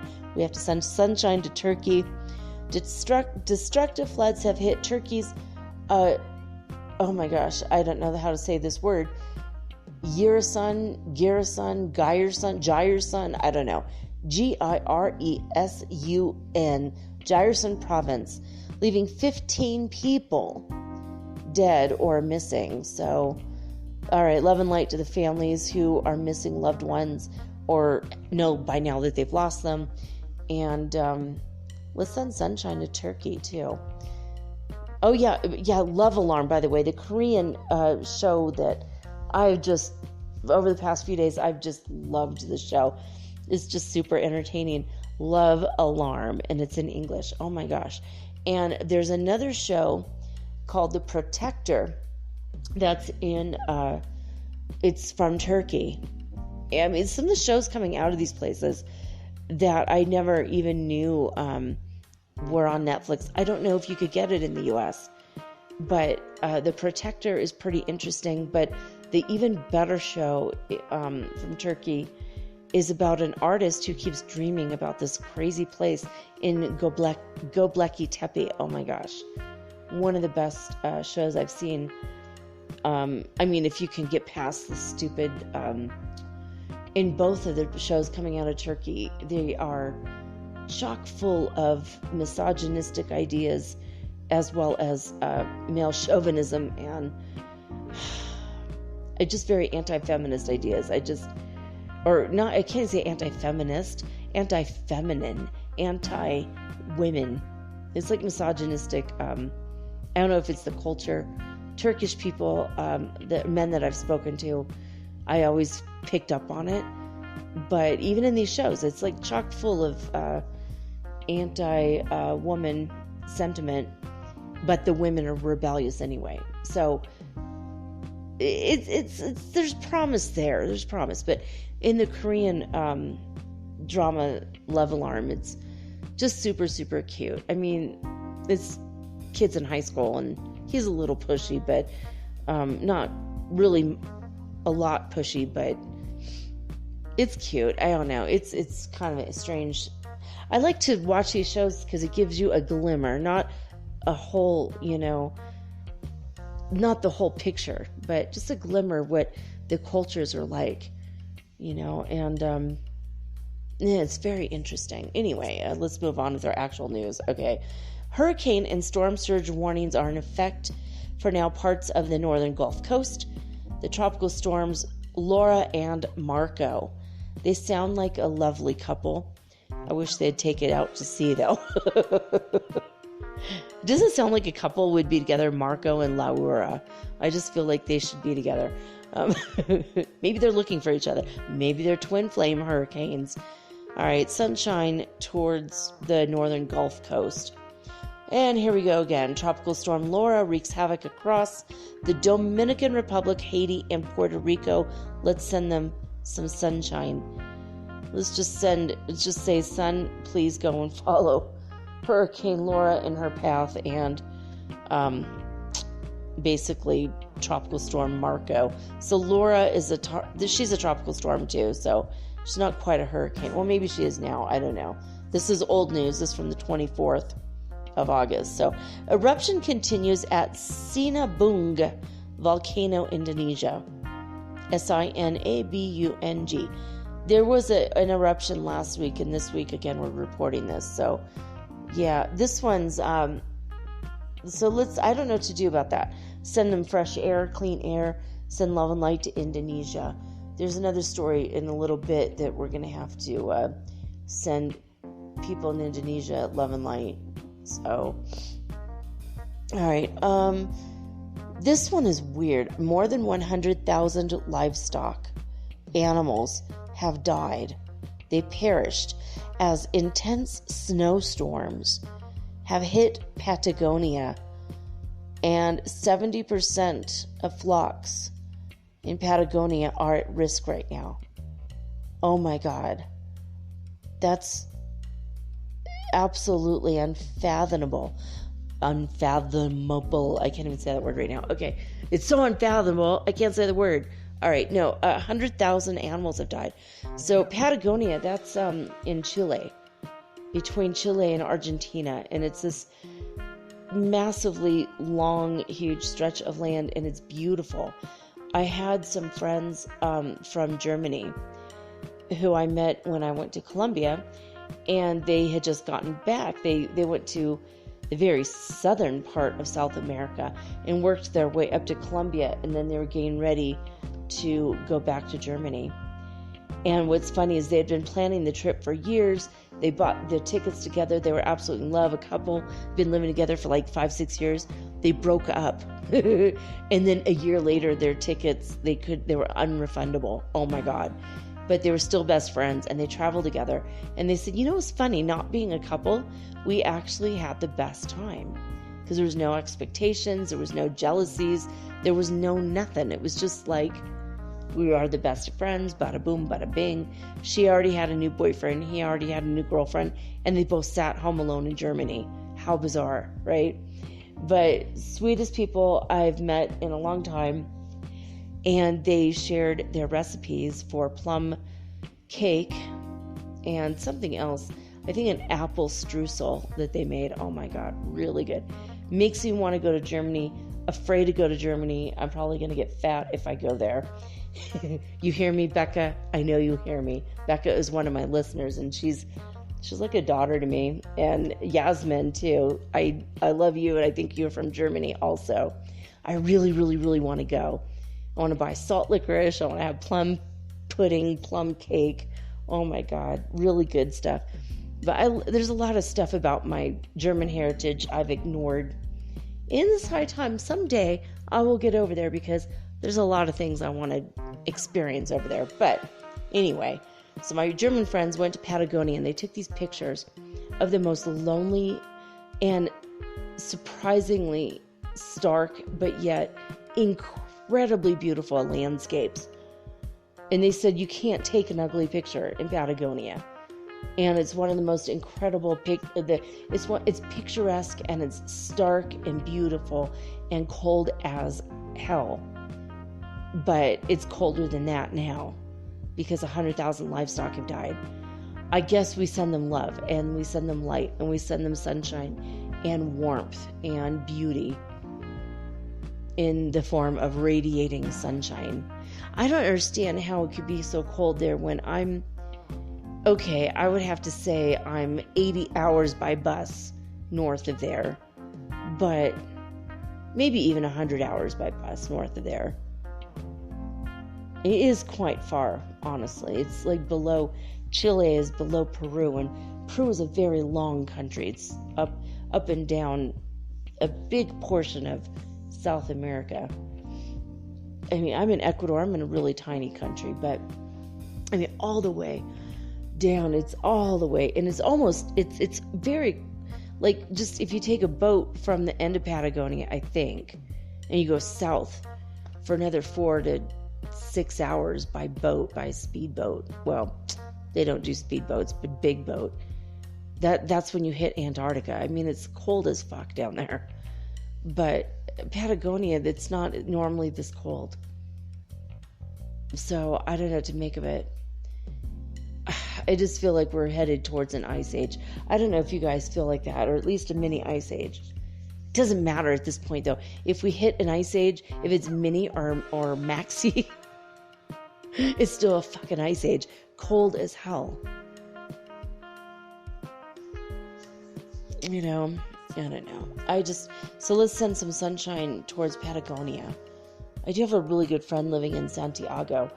He gave me the best. I have 3 tattoos. I love them all, but the best one I have by far was my friend Felipe from Santiago, Chile. It was his own art. I said, "Hey, do your own art on my leg," and I expected a tiny tattoo. I gave him $30, and he worked on my leg for almost 6 hours. Anyway, it's on my Instagram at mermaidgirl888 if you want to see it. The mushroom is from Felipe. He's an incredible human being, and his art, he's going to be a famous tattoo artist someday. Anyway, this is fun. A mysterious stench in Kanagawa Prefecture is a precursor of a large earthquake, according to a seismologist. And it's his warning. Oh my God. Kanagawa, I don't know where this is. A mysterious stench. Like what? We have to go visit this article. What the hell? Okay, yeah, it is in Japan. That's what I thought. It sounded like a Japanese name, Kanagawa. So apparently the residents called with numerous calls towards the fire department in Kanagawa Prefecture because they were reporting an unusual smell over the course of an hour. Seismologist Manabu Takahashi suggests that the strange phenomena might be a precursor of a larger earthquake, and I guess rocks generate a distinct smell before breaking under stress. What the hell? Apparently, the Yokosuka Fire Department received 40 calls on their emergency number, and people were reporting that they smelled a certain smell of gas in the area. Like for about an hour, they kept receiving these phone calls. The exact situation occurred in the prefecture twice in previous months. On July 17th, residents in Yokosuka and the neighboring Miura city reported mysterious smell, while about 260 calls were made to police hotlines on the 4th of June, all noting that the odor smells like gas. An extensive investigation was conducted following the reports, with officials taking gas leaks into consideration. However, they found no gas lines damaged, and the cause remained unknown. But citizens were left worrying about the smell. Yeah, I can imagine. I would be really worried too. Airing their frustrations, good word, airing their frustrations on the news. They said that unsettling. Maybe there's a natural gas field around there, one of the locals said. It's happening every month and they still can't figure it out. So Ritsumeikan University seismologist Manabu Takahashi studies the relationship between earthquakes and odors. Had issued a warning right after the first incident. He explained, based on his research, that rocks create a certain smell just before they break under stress. He added that large earthquakes do not happen abruptly. They slowly build up over months, with the grinding tectonic plates gradually peeling away at each other before the main quake occurs. And Takahashi suggested that this process might be generating the stench in Yokosuka. It's like so strange. And they say, for instance, before the 2010 Christchurch earthquake in New Zealand and the 1995 Hanshin earthquake in Japan, there also were reports of mysterious odors from the witnesses. And the 7.1 Christchurch earthquake was felt over South Island and Northern Island as well. It left a considerable amount of damage in central Canterbury, and was considered the largest earthquake to impact a major urban area since the 1931 Hawke's Bay earthquake. The Hanshin or Kobe earthquake, on the other hand, was one of the worst in the history of Japan. It was a magnitude 7.3 tremor, resulted in 6,500 fatalities and more than $100 billion worth of damage. Now, according to a study, there was a sulfur-like smell that was reported just prior to the disasters. That is really, really odd. You could read the rest. It's just a few more paragraphs here, but you have to move on off the story. But that is insane. I did not know that. Did you guys know that? I do know that a couple days before an earthquake, animals start to act really weird. If you have a normally friendly cat that starts hiding under the bed, or they go outside and hide under the house and you haven't seen them for a while and they were perfectly healthy, then you know something's up, something's coming. You'll see suddenly a bunch of ants will come into your house, or if you normally have an issue with ants and they all disappear, that's a warning. It's weird. It's really, really weird, but that I've never heard of as a stench. Now I know if I'm going to start to smell sulfur, I'm going to think that A, I'm on my way to hell, or B, there's an earthquake on its way. So either way, be forewarned, right? Okay, there was a shallow 6.0 earthquake in Costa Rica on my birthday. Something else happened on my birthday. Wanted to let you guys know. I am so grateful to announce this. In Ecuador, this has nothing to do with earth changes, but it's a social change. Now they have started a law that basically on my birthday, they announced this new health reform. One of the things in the health reform, there are 3 things worth noting, according to one of the gringo newspapers that I read online. Surrogacy is now a thing. So if a couple is trying to have a baby and they can't, they can now legally get a surrogate, I guess. And isn't that weird that they haven't been able to do that until, well, just a few days ago? So weird, right? Also, this is important to note that abortion has been 100% illegal here up until my birthday. oh my God, what a great gift this is for my birthday. To know that if a woman is at least, this is the beginning stage of it being legal, but that if a woman is in distress, they will just abort the baby. So if she's in danger or distress in any way and the pregnancy is going to harm her and hurt her health-wise, they will actually perform an abortion now. Whereas before they would just be like, oh well, fate, whatever. Hand to God, oh well, you know. So I thought that at least it's a step in the right direction. It's not 100% where it ought to be, but, you know. The third thing that was announced that makes me the happiest is that medical cannabis is now legal in Ecuador. Oh my God. It's just a step in the right direction, all of these things.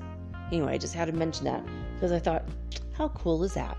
Anyway, so I guess let's send love and light to Costa Rica. Let's send a lot of love and light and clearing of the air energy to Prefecture Kanagawa in Japan. Now, a mini tornado has caused significant damage in Adelaide's southern suburbs in Australia. That also happened on my birthday, apparently. A tornado in Australia. Is that normal? It kind of seems like that would be something you'd happen constantly there. I don't know why. I mean, with all the snakes and the other dangers, the sharks and everything. You know, saltwater crocodiles and whatnot. You'd think that just tornadoes would be par for the course. You know, what we call a tornado, they call a windy day. You know, it just seems to me like that's how it would be, right? Anyway, yeah, God bless Australia. Let's send them love and light and calm energy after that tornado. I hope that everybody is okay and safe. But there was significant damage, so let's send them love and light as they try to rebuild over there. And now a bright fireball has exploded over Greece. And that sounds awesome. I did see this one. I saw the video clip of it. You could go to watchers.news to see it. Also, it's on YouTube. It was actually incredible. It was green, kind of a turquoise-ish green, and or kind of almost like an emerald to turquoise. And then as it entered the atmosphere, it lit the sky up. The night sky lit up like day. And it's an incredible video clip. So I highly recommend going to see that. So also there's a slow-moving meteor that was sighted over southern Spain. Again, also on my birthday. Slow-moving meteor, huh? I'm thinking more like the Galactic Federation was making themselves known, but what do I know? But it's cool if that's what it was. Slow-moving meteor. That is crazy. All right. We're not going to go to that article because we've got too much more to cover. Let's go to page 1 of Watchers News. This is the more new news. Typhoon Bavi, well, we were already talking about this one, made landfall over North Pyongan province in North Korea. Wow. You know, Kim Jong-un is in a coma, and his sister is poised to take over. And there's all these clips of her looking really crazy and mean. She looked like a really mean person. And then all of a sudden, at the end of this, 5 or 6 minute clip I was watching on YouTube, in the last 30 seconds, it showed her talking to somebody, bowing to them, shaking their hand, and actually smiling. And then I thought, well, okay, she actually looks like kind of a sweet person. But I mean, what do I know? But I thought, well, it's really unfair, that they made her look so mean and hard and cold and showed her only in harsh light. And then at the very end, she looked like a normal human being, just happy and smiling. And, I expect her to carry on the family line of tyranny and dictatorship-ishness. But let's send her love and light just in case. You know what? What if we could influence her by just sending her a ton of love? Maybe she'll feel it. And let's just send some healing energy to Kim Jong-un and just, I don't agree with any of the ways he's treated his people. But he is a human being, so You know, he's had obviously some issues. I keep thinking he's got kidney issues, but I think that's the water weight he's got. He's so big. I've always worried about myself. I just worry about people when I see them and I know that they're suffering. But, you know, aside from their politics or their assholeness, you know, I just, you know, it bothers me. I just feel, oh, you know what, for the grace of God, go I. You know what, let me send them love and light. And, you know, hey, maybe he wouldn't be a dictator. Maybe he would have been an excellent leader if he hadn't been suffering. Maybe he's been suffering in silence all this time. You know, you never know. You know, we never know what's going on with people until we know, you know what I mean? So, anyway, I think we just send them a lot of love and light. Maybe they'll all change their minds, stop being dictators, and be nice to everybody, especially to South Korea, which I always worry about South Koreans. I always do. I have a lot of Korean friends. All right. Violent flooding has left at least 110 fatalities and 2,000 houses destroyed in Parwan, Afghanistan. You know what? Violent flooding. That's awful. Let's send them love and light and lots of sunshine. Lots and lots of sunshine to Korea. Lots and lots of sunshine to Afghanistan. I think the whole world needs sunshine, right? I've been sitting here all day long with rain. Massive amounts of rain.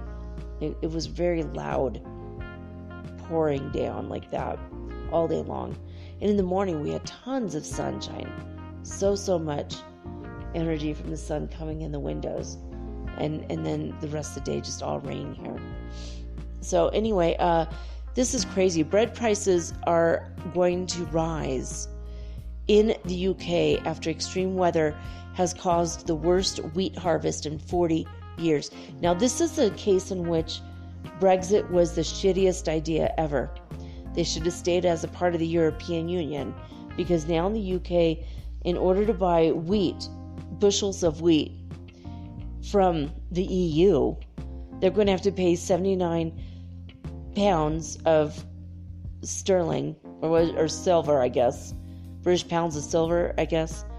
So yeah, 79 pounds per bushel. They will be paying. That is gonna, I mean, bread's gonna be $6 a loaf, maybe more. $6, 6 pounds, I should say. It's gonna be crazy.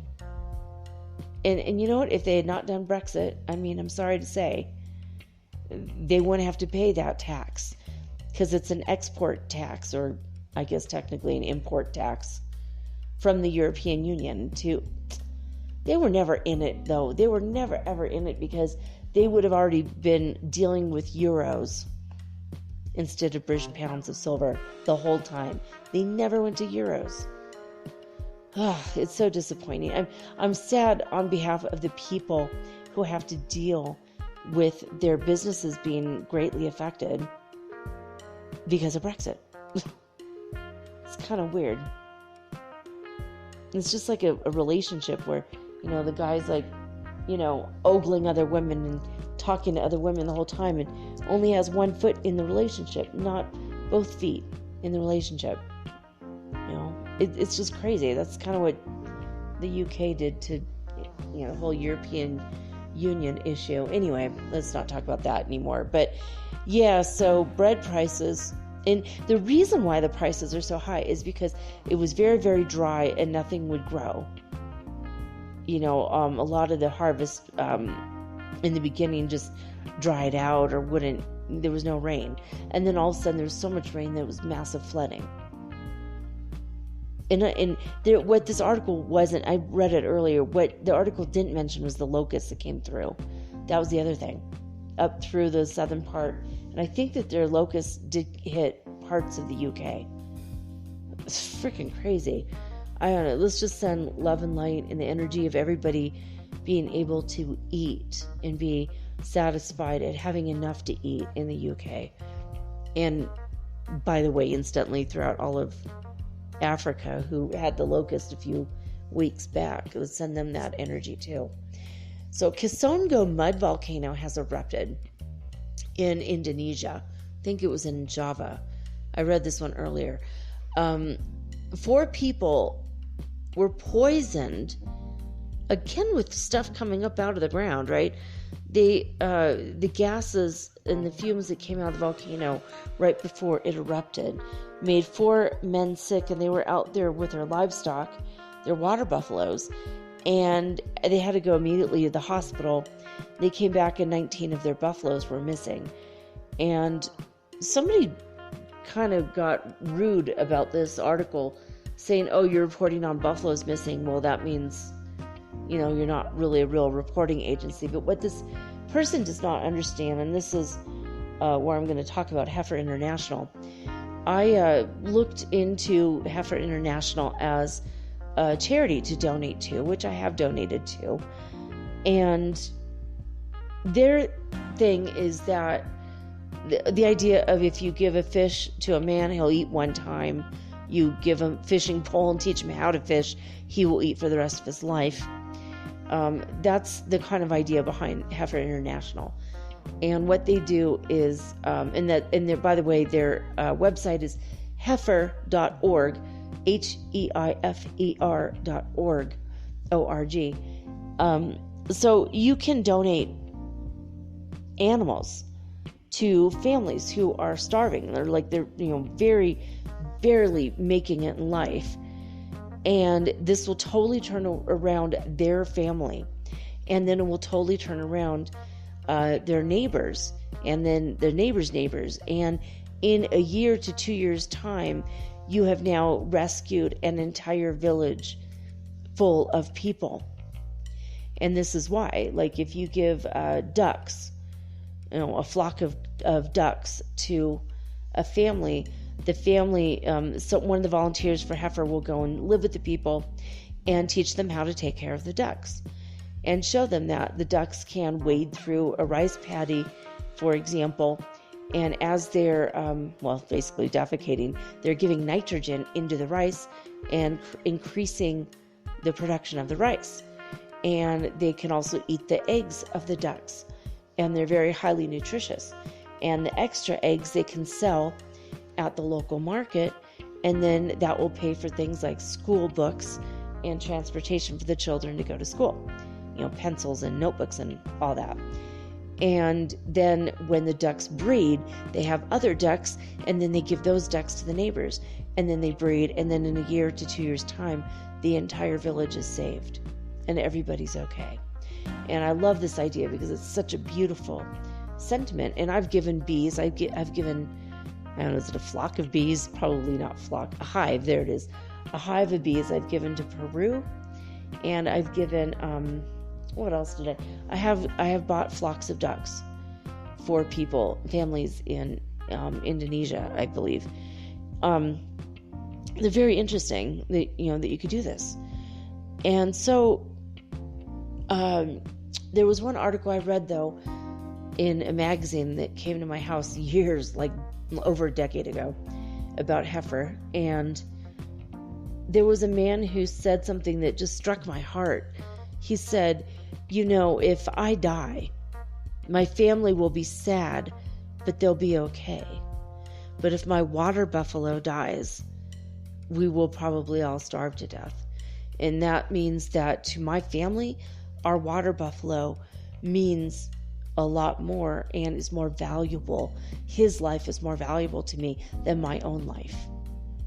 Because the water buffaloes, they use them to work in the fields, and if they don't have that extra help, it's like people could barely make it there. They really, really need this animal, this service animal. And the water buffaloes are honored and revered and treated like a part of the family, because they're more important than the individual members of the family, because of how much work the water buffalo can do, and helps them have their own food during their own harvest, but also they could sell it at market, and then the kids can all go to school. And Heifer International will help buy a family a water buffalo for $1,500. That's how much these animals cost. They're very expensive. So for this person to be so short-sighted and ignorant about the culture in Indonesia, to say, oh, you're not reporting anything serious. No, 19 water buffalo, that's freaking huge. They were watching the buffaloes for the rest of the village. these 4 men who ended up in the hospital. They're okay, though. I did read through the article and found out that the men are all right, but the mud volcano has erupted. So I don't know. I guess let's just send the clearing of the air energy to Indonesia and protection for the families and the water buffaloes themselves. So crazy stuff, right? All right, here we go. I just accidentally shut down the page. All right, here we go. So there was a record-breaking rainfall that submerged Karachi, Pakistan, leaving more than 20 people dead. So send sunshine and love to Pakistan as well. Now, 3 people are dead and hundreds of thousands of people have been affected as destructive storms have hit Victoria, Australia. Again with destructive storms. That's like literally the vast majority of the reports, and that was the final report from today. So 3 people died, hundreds of thousands of people affected in Victoria, Australia due to destructive storms. So let's send them also love and light. Oh my gosh. All right, I'm going to tell you now, let's get into our weird world news. Now that we've prayed for everybody and we've done our good deeds, here's our fun reward. I'm going to just go through some of the headlines from oddee.com, O-D-D-E-E. An internet company is offering volunteers $1,000 to spend a weekend offline. Ooh, note to self, contact this company ASAP via the internet, ironically. Wow. Well, that might be worth looking into at oddee.com. Urban cornstalk captures the hearts of Sioux Falls residents. Why? Okay, we're going to go to this article. This sounds too insane. I have to read it. It says we've really become so desperate for joy that we'll get attached to a roadside corn plant. Oh my God. So 2020 has been such a wild year that a lot of us are in need of mental support. Oh my God, that's so true. Many people are turning whatever little kernels of hope they can find to help pull them through. The city of Sioux Falls, South Dakota, found that kernel in a stalk of corn. Any port in a storm, right? I love the writing. It's hilarious. So South Dakota is among the top 10 corn-producing states in the United States, so you wouldn't expect them to get all excited over a single stalk. Yeah, but the stalk in question is a real trooper and embodies the kind of perseverance needed to get through this year. So the plant decided to sprout not in a field, but through a crack in the pavement of a busy street. Pushing up from the ground between the road and the sidewalk, the corn defied all odds and it survived. It even managed to produce a little ear of corn. The hardy stalk impressed the people of Sioux Falls. It just doesn't take much. Holy crap. And it became something of a local celebrity. People all around the city came to see the stalk, reported by the Kiloland News. The 57th Street corn spawned a couple of Twitter accounts in its name. Oh my God. People on social media have encouraged locals to bring the corn some water to help it thrive. The corn on 57th is historic, said the Sioux Falls residents, Joshua Novak. Go visit, respect its space. Well, how could you respect a space if you're visiting it? But okay. Even Mayor Paul Tenhaken expressed his support for the city's photosynthesizing hero. We find joy in the smallest things during this challenging time in our country, and corn growing out of a curb is just one thing, he tweeted. Oh my God, it really doesn't take much to entertain people in Sioux Falls. Tenhaken also issued a warning to anybody who would even think to harm the corn. Touch this corn and there will be trouble, he said in a separate tweet. Oh my God. Oh, it even gets worse. But clearly some didn't heed the mayor's warning. On the morning of August 19th, the 57th Street corn was found torn up and thrown to the side of the road. Why is it always the good that have to go so young? The corn didn't even have time to make it to its first harvest. The mayor didn't make good on his promise of swift retribution for the corn murderers. He did, however, issue a statement where he repeated that in these trying times, even seemingly insignificant things, like a misplaced stalk of corn, could bring us joy. It was amazing to see the community rally around the 57th Street corn as a sign of hope over the past few days. Yeah, wow. So, according to locals, a well-meaning lawn care specialist was behind the plucking of the corn. No one has officially been identified as the culprit. Other residences took to social media to express their sorrow over the fallen corn.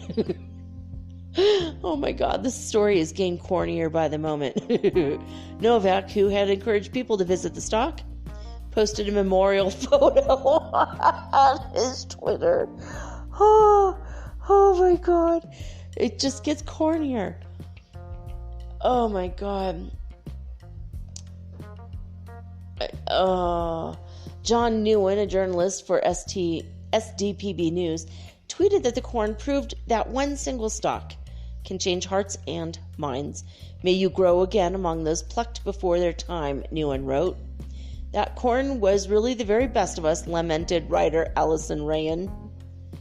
But in a happy twist, turns out the rumors about the death of the 57th Street corn were highly exaggerated, and, well, it's all thanks to one man. Chad Thiessen lives in Sioux Falls, South Dakota. He read about the supposed demise of the corn, and he reacted with, of course, horror and disappointment. But when the local hero needed help, Thiessen chose not to simply sit idly by.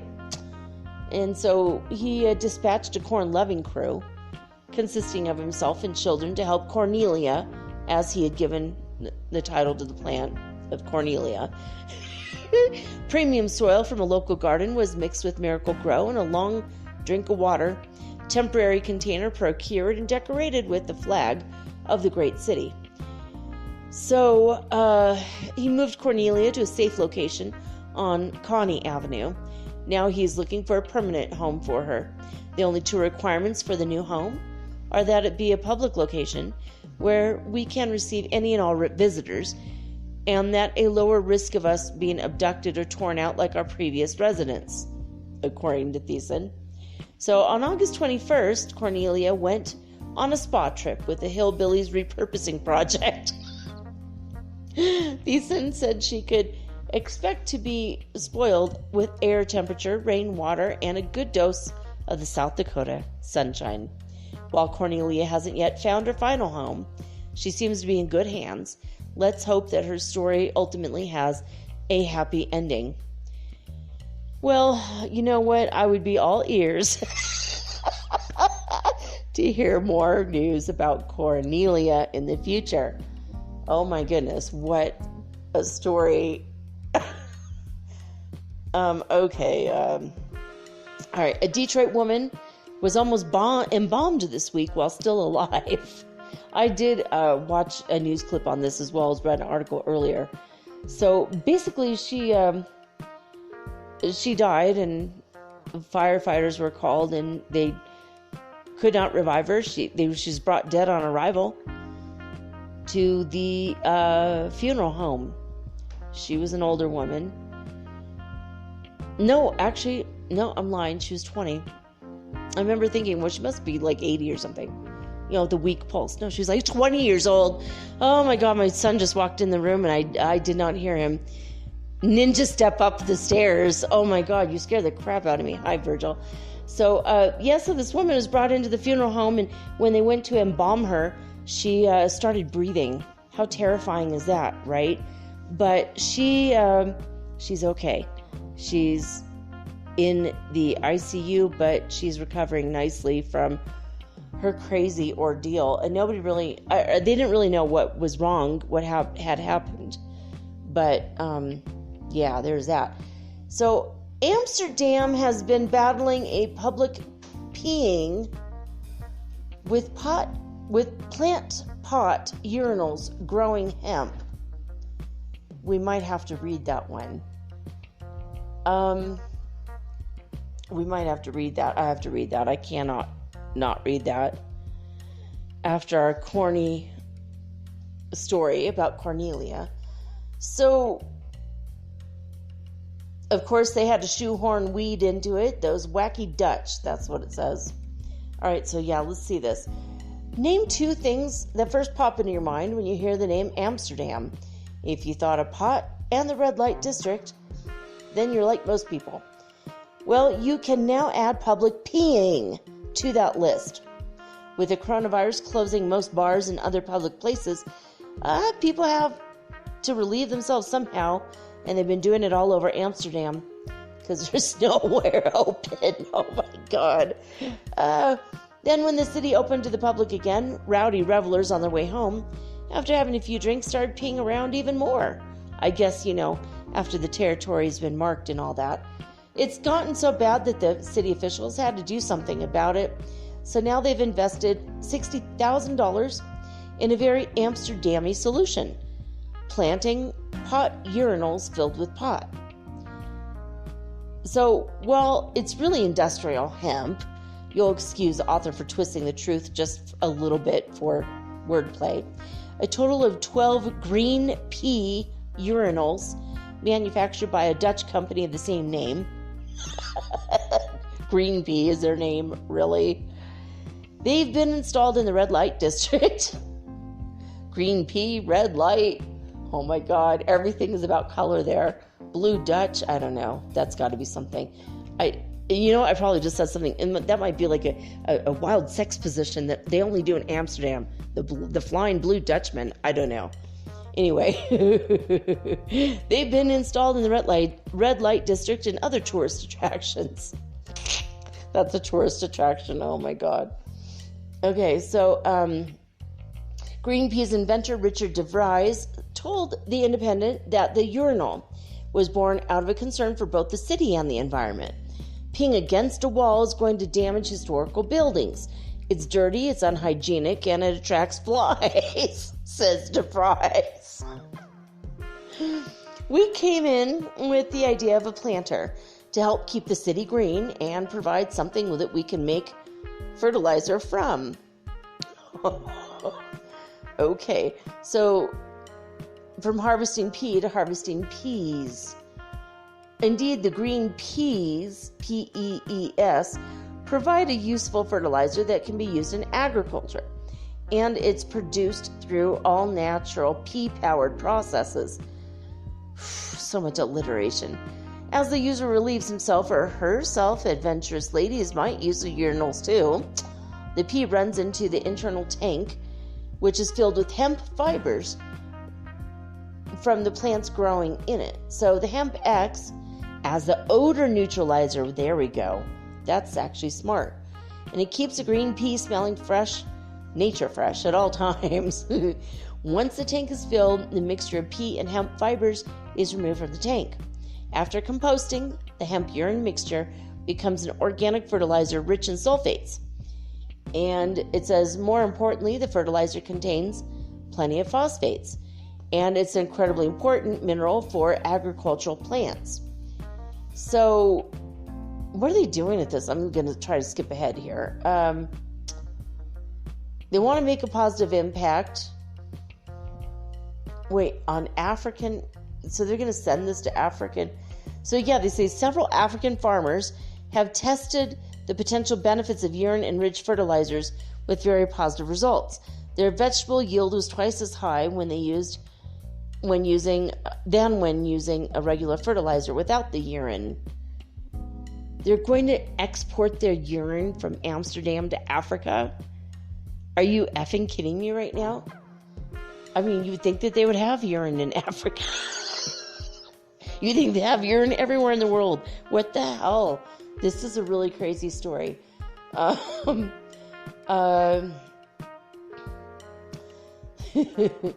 say that the green peas don't create smell problems.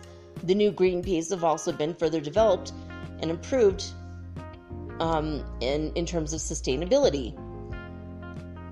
So they say that this is a good solution to wild peeing. The city of Arnhem is also interested, and it's a plant pot, and the urinals only open in the evening when it's dark, so it's perfect. Well, they should probably put glow-in-the-dark paint on it so people with bad aim while drunk can still make it. Oh God, this is another thing. They have ambition to make electricity with urine, and it'll be good if it could power a light. Yes, so they can see where they're peeing. But oh my goodness. Then they said something about stiff competition. My God, this can't get any worse. But if DeVries wants a bigger slice of the public urinal pie, ooh, let me rephrase, that's disgusting. I didn't say that. This is what the author says.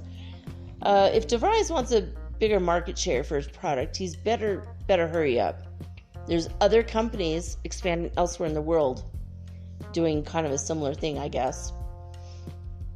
All right, I'm not going to talk about this anymore. This is too much, and we're running out of time. So let's get to some of the other headlines, guys. All right. A Japanese company has performed the country's first manned flying car test flight. We're not going to open that up right now, but that is really, really cool. There is a flying car in the United States, actually near Stanford University. It has nothing to do with Stanford University, but it's over there. And I actually was on their mailing list for a very long time. I wanted to know what was happening. And it takes off like a helicopter, flies 260 miles an hour. And it's like really cool. I mean, seriously cool. And they still haven't, the FDA is not, the FFA has not approved it yet. It's very sad because I feel like that would, it's going to be like $250,000 or something insane. But it would be worth it eventually, you know, when they get down to $50,000. That would be worth it. It would be better to fly everywhere, right? I think. Flying cars seems amazing. So I'm going to take a quick little pause, and I had some other stories I wanted to at least read the headlines for. And then we're going to stop in about 5 minutes. But, oh goodness, I'm a celebrity star, Jake Quickenden says. I was punched by my dead brother's ghost. He said he's actually beaten up. Jungle hunk Jake Quickenden says he was beaten up by his brother's ghost. What the hell? That's fun. Oh my God. Punching from beyond the grave. That's insane.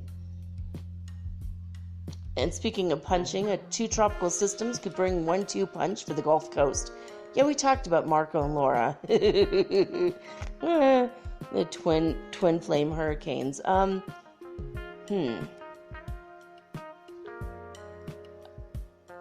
right. Yeah, I've got about 1 minute remaining, but I do want to read a couple of these. So I'm gonna pause this, and we're gonna pick it up in a second.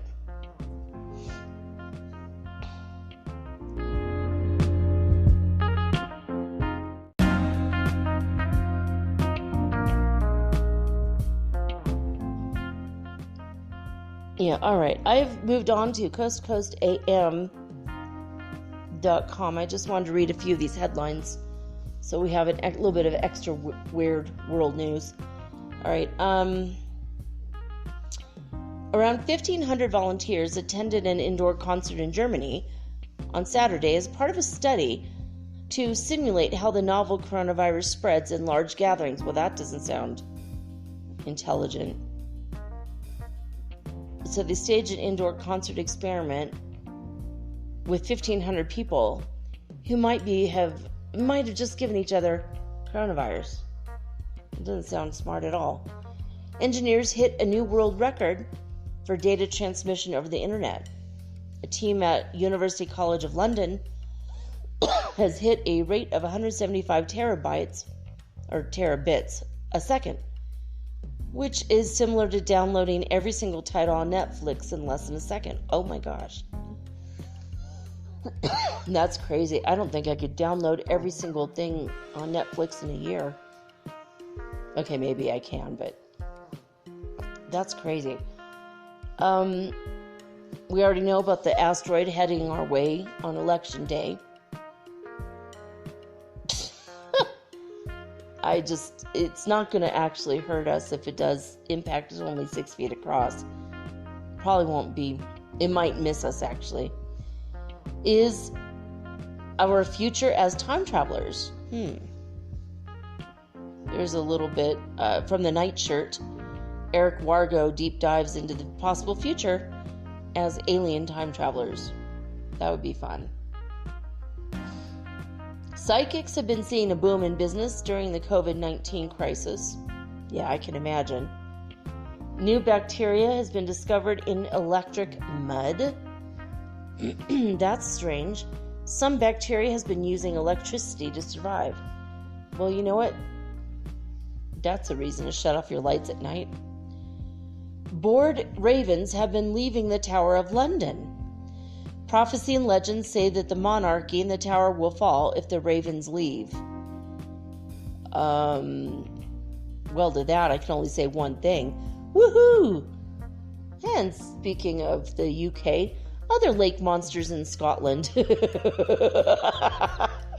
40 miles from Loch Ness, Loch Acanalt may have its own lake monsters. Well, there you go. Of course it does. I'm sure lake monsters are real. They just haven't really, they've been too shy and, elusive over the last several decades.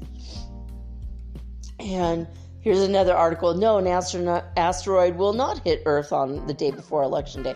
Well, obviously, I mean, it's going to be very close. Like, I think they said within a 0.02 or 0.03 lunar distance. It's going to be very close. We're going to see it. But we're not going to see it hit us. So, an area man questions origin of mysterious prince. What area? That's so strange. Wisconsin man on a fishing trip with his son may have stumbled upon a Sasquatch track. Well, that's pretty cool. And a Yorkshire tattooist created a skeleton museum. Well, that's weird. There's a skeleton museum here in Cuenca. I went on a date with the guy who owns it. He's crazy. He's really intelligent. He's a biologist, but he's kind of nutso. I mean, I'm not gonna go into the date, but it was just 45 minutes of him telling me his problems, and then randomly smattering in amazing facts about the animals of Ecuador. So I was riveted to that part of it, and then I don't really talk to him anymore, and this is why, is because he invited me on a second date 6 months later, and he stood me up. He told me the wrong place and then stood me up. And I'm like, what the hell? So I sent him a picture of the lovely meal I was having alone, a block from where he asked me out, and I never heard from him again. In fact, the next time I saw him, he acted like he didn't see me, and he looked right through me. I'm like, okay, he's absolutely out of his fucking mind, but all right. But he owns a skeleton museum. So it is a thing. It's a strange thing, but it is a thing. So strange long-lost elephant shrew has now been rediscovered in Africa after 50 years. Wow, that's an old elephant shrew. Last seen by scientists in the 1970s, the Somali sengi was feared extinct until researchers managed to track down the still living creature just last year. Wow, that's nice. Now, elephant shrew sounds like, how could you lose something the size of an elephant? But it is a shrew. Shrews are tiny. They're like only a couple inches long. They're very small. They're rodents. They have long noses. They're known for being very shrewd, I think. I'm not sure. Here are the celebrities who claim that they've all seen real UFOs. Olivia Newton-John and Russell Crowe are among the noteworthy and entertainers who say that they have spotted a UFO. Well, Art Bell also said he saw a UFO, of course, with his wife. What the hell? Why suddenly? Why is her name escaping me? I want to say Winona, but that's not right. Her name was not Winona. What was her name? Ramona. Oh my God. It's like, it was still in the same brain file. Okay, yeah. No, Ramona, his old wife, Ramona, God bless her, God rest her soul. And when he died, he had a different wife. His, I think, third or fourth wife. But, yeah, who else saw? Dan Aykroyd has seen a UFO. So, but that's pretty cool. A lot of people, according to Film Daily, a lot of famous celebrities have seen UFOs. So, the man who tried to contact aliens, speaking of UFOs, from his grandmother's living room, new Netflix documentary looks at the life and work of John Shepard, who broadcast messages into space in the hopes of reaching ETs. Well, that's cool. Now I can't wait to see that. I'm going to look up John Shepard probably as soon as I'm done recording this. Baffling questions, conspiracy theories grow after the Beirut blast. Yes. And they're wondering if it wasn't the deliberate work of sinister forces. I don't know if you guys have seen the video of that. It showed the blast, but there was something that went really fast. Looked like some kind of a missile or something going in really fast into the blast and dropped something. You got to look at it. There is some sinister things at work over there. Not necessarily strange news, but it's worth noting. Wow, 50 new planets have been confirmed in machine learning first. Wait, what? A remarkable discovery is seen as a landmark development when it comes to harnessing AI intelligence to discern planetary information from raw data. Okay, so artificial intelligence is helping us discover new planets. Lovely.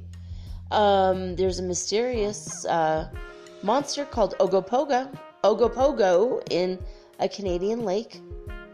So this is the Canadian Loch Ness monster. There's a history on Ripley's this week if you want to check that out. And a truck crashed into a psychic's office. Unfortunately, no one was injured during the incident, according to the WBRZ Baton Rouge.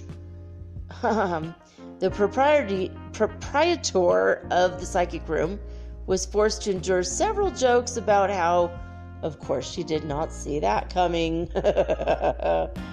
Oh, my goodness. Earlier I was speaking of horses that my father raised for the Kentucky Derby. And here it is. Do ghosts haunt Churchill Downs? A lengthy look has been taken at the many spooky spirits said to reside at the iconic racetrack that hosts the Kentucky Derby, according to the Courier-Journal.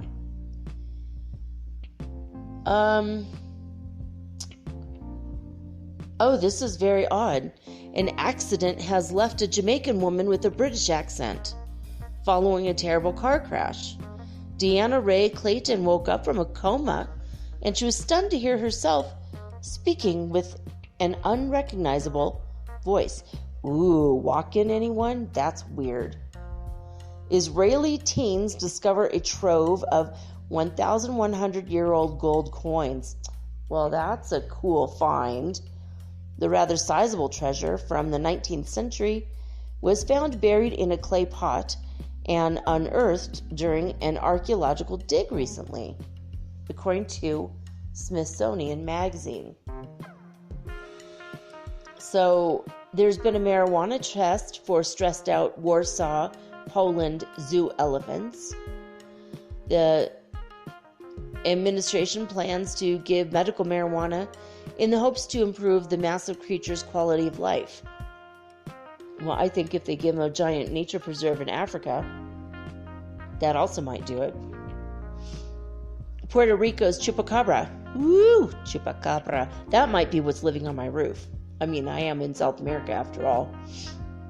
Gargoyle or Chupacabra, you decide. A creature of the underworld. Nick Redfern. Oh, we love him. Nick Redfern examines the possibility that the infamous goat sucker is a cave-dwelling creature. Okay, you know what? That's a load off my mind. Cave dweller. That's not my third-story roof. Woo, thank God. That honestly, I thought it might be a Chupacabra. I was thinking about that earlier today. Well, somebody got fined $1,500 for climbing on George Washington's head and Mount Rushmore. So, interesting. Tourist from Michigan, of course. Well, that sucks. I think you should be able to climb it. I mean, so you break off his nose, so what? It all should go. All those racist jerks should be wiped from the face of that rock, but that's just my opinion. A UFO was found in Congo. Holy crap. Turns out to be a Project Loon balloon. The downed object caused something of a UFO scare at first, until it was determined that it was just a Google internet satellite. The bastards. Mom shares a chilling footage of empty swings moving on a playground. That's a little creepy. The eerie scene, what appears to be a ghostly activity, now has amassed a whopping 10 million views on TikTok since being posted earlier in the week. I mean, it could be the wind, or maybe she's sitting on the other end with a hairdryer. No one can see the hairdryer. I mean, I don't know. So, SpaceX's Starlink satellites are now seriously being questioned. They might be affecting scientists' ability to explore space. I know that ground-based space research is really disrupting the ability to see everything in the sky because they keep getting in the way. We have talked about that on the show quite a bit. And last but not least, this is a fun one. Police respond to reports of gunfire. When they get to the house, they found a man sleeping in his chair in front of a TV with very loud gunfire on the TV. Oops. Oh well. Yeah, at least it was something amusing. You know, an antidote for the cops who arrived on the scene. And it wasn't anything really serious, thank God. Alright, well that's it, guys. That's all she wrote for another week of Metaphysical Soul Speak, the podcast. I wanted to say thank you to all of you who are listening every day, and if you've liked and subscribed and favorited and then also forwarded it to all of your friends and family and your neighbors, even your co-workers, and anybody who is A, bored sitting at home because of coronavirus, and B, anyone who's very, very interested in spirituality and are having spiritual awakenings. So thank you to all of you who have been forwarding my show to people. It's helping me out. It's also helping other people out. So thank you for your continued love and your support. And I do feel it. And I'm so grateful to you guys. I love you right back. I do love you. And I'm so happy that we are a part of this journey together, the Ascension journey, and just living on Earth at this time, which is so freaking challenging, but excuse me, we're doing it together, and I'm grateful for that. So what else? A lot of you have been actually posting on Instagram my episodes, which has been also really awesome, helpful for me, but also really cool. So I want to thank you for that. A lot of people have been mentioning me in your tarot card readings, and somebody even forwarded and mentioned me based on my crazy card reading yesterday from the Rebel deck. So that was really awesome. I even added it to my story. So when you add me to your story, I'm going to add it right back on to my story and promote you also. So I'm also I'm Mermaid Girl 888 on Instagram. What else? Is there any other announcements? I don't think so. I think we're good. But I will be back on Monday with all unique and original programming, just like always. And we will be doing the next chapter in the Kybalion, which has been an extremely intense experience every single week. I know it's opening up a portal, and I'm fighting it. I'm fighting leaving my body to go talk to the Ascended Masters who wrote the Kybalion. Every time I've read this book, man, I leave my body and I go talk to them. Every time. In fact, last week we read a chapter that I had not read. I gave up on the book because last time it kept happening. How am I going to read the book and understand it when I keep leaving my body? And I do understand it on other levels, but I need to understand it on this level. So we'll see what happens on Monday. So I hope you guys have a wonderful weekend. Remember to take care of yourself during the solar winds coming our way. Just be aware if you get a little bit emotional or irritable. It might be that. Pace yourself with everything you do. If you're going to go somewhere, well, wear a mask. Be careful. But also just make sure to bring extra snacks for the crankiness, and that you are aware that, it's possible you might need to take a nap. Just give yourself space and grace. Remember to stand in your personal power. I love you guys so much. Thank you so much for tuning in and listening to the show. Let everybody know in your Facebook groups, your spiritual groups, about Metaphysical Soul Speak, the podcast. I really appreciate it. No one lets me promote myself, so they'll kick me out of the group. So if you could do it for me, it'd be really helpful. I really appreciate those of you who have started to do that. That's it, though. I am signing off with peace and joy and the high vibes of the Holy Fifth Dimension. Until next time, guys, peace.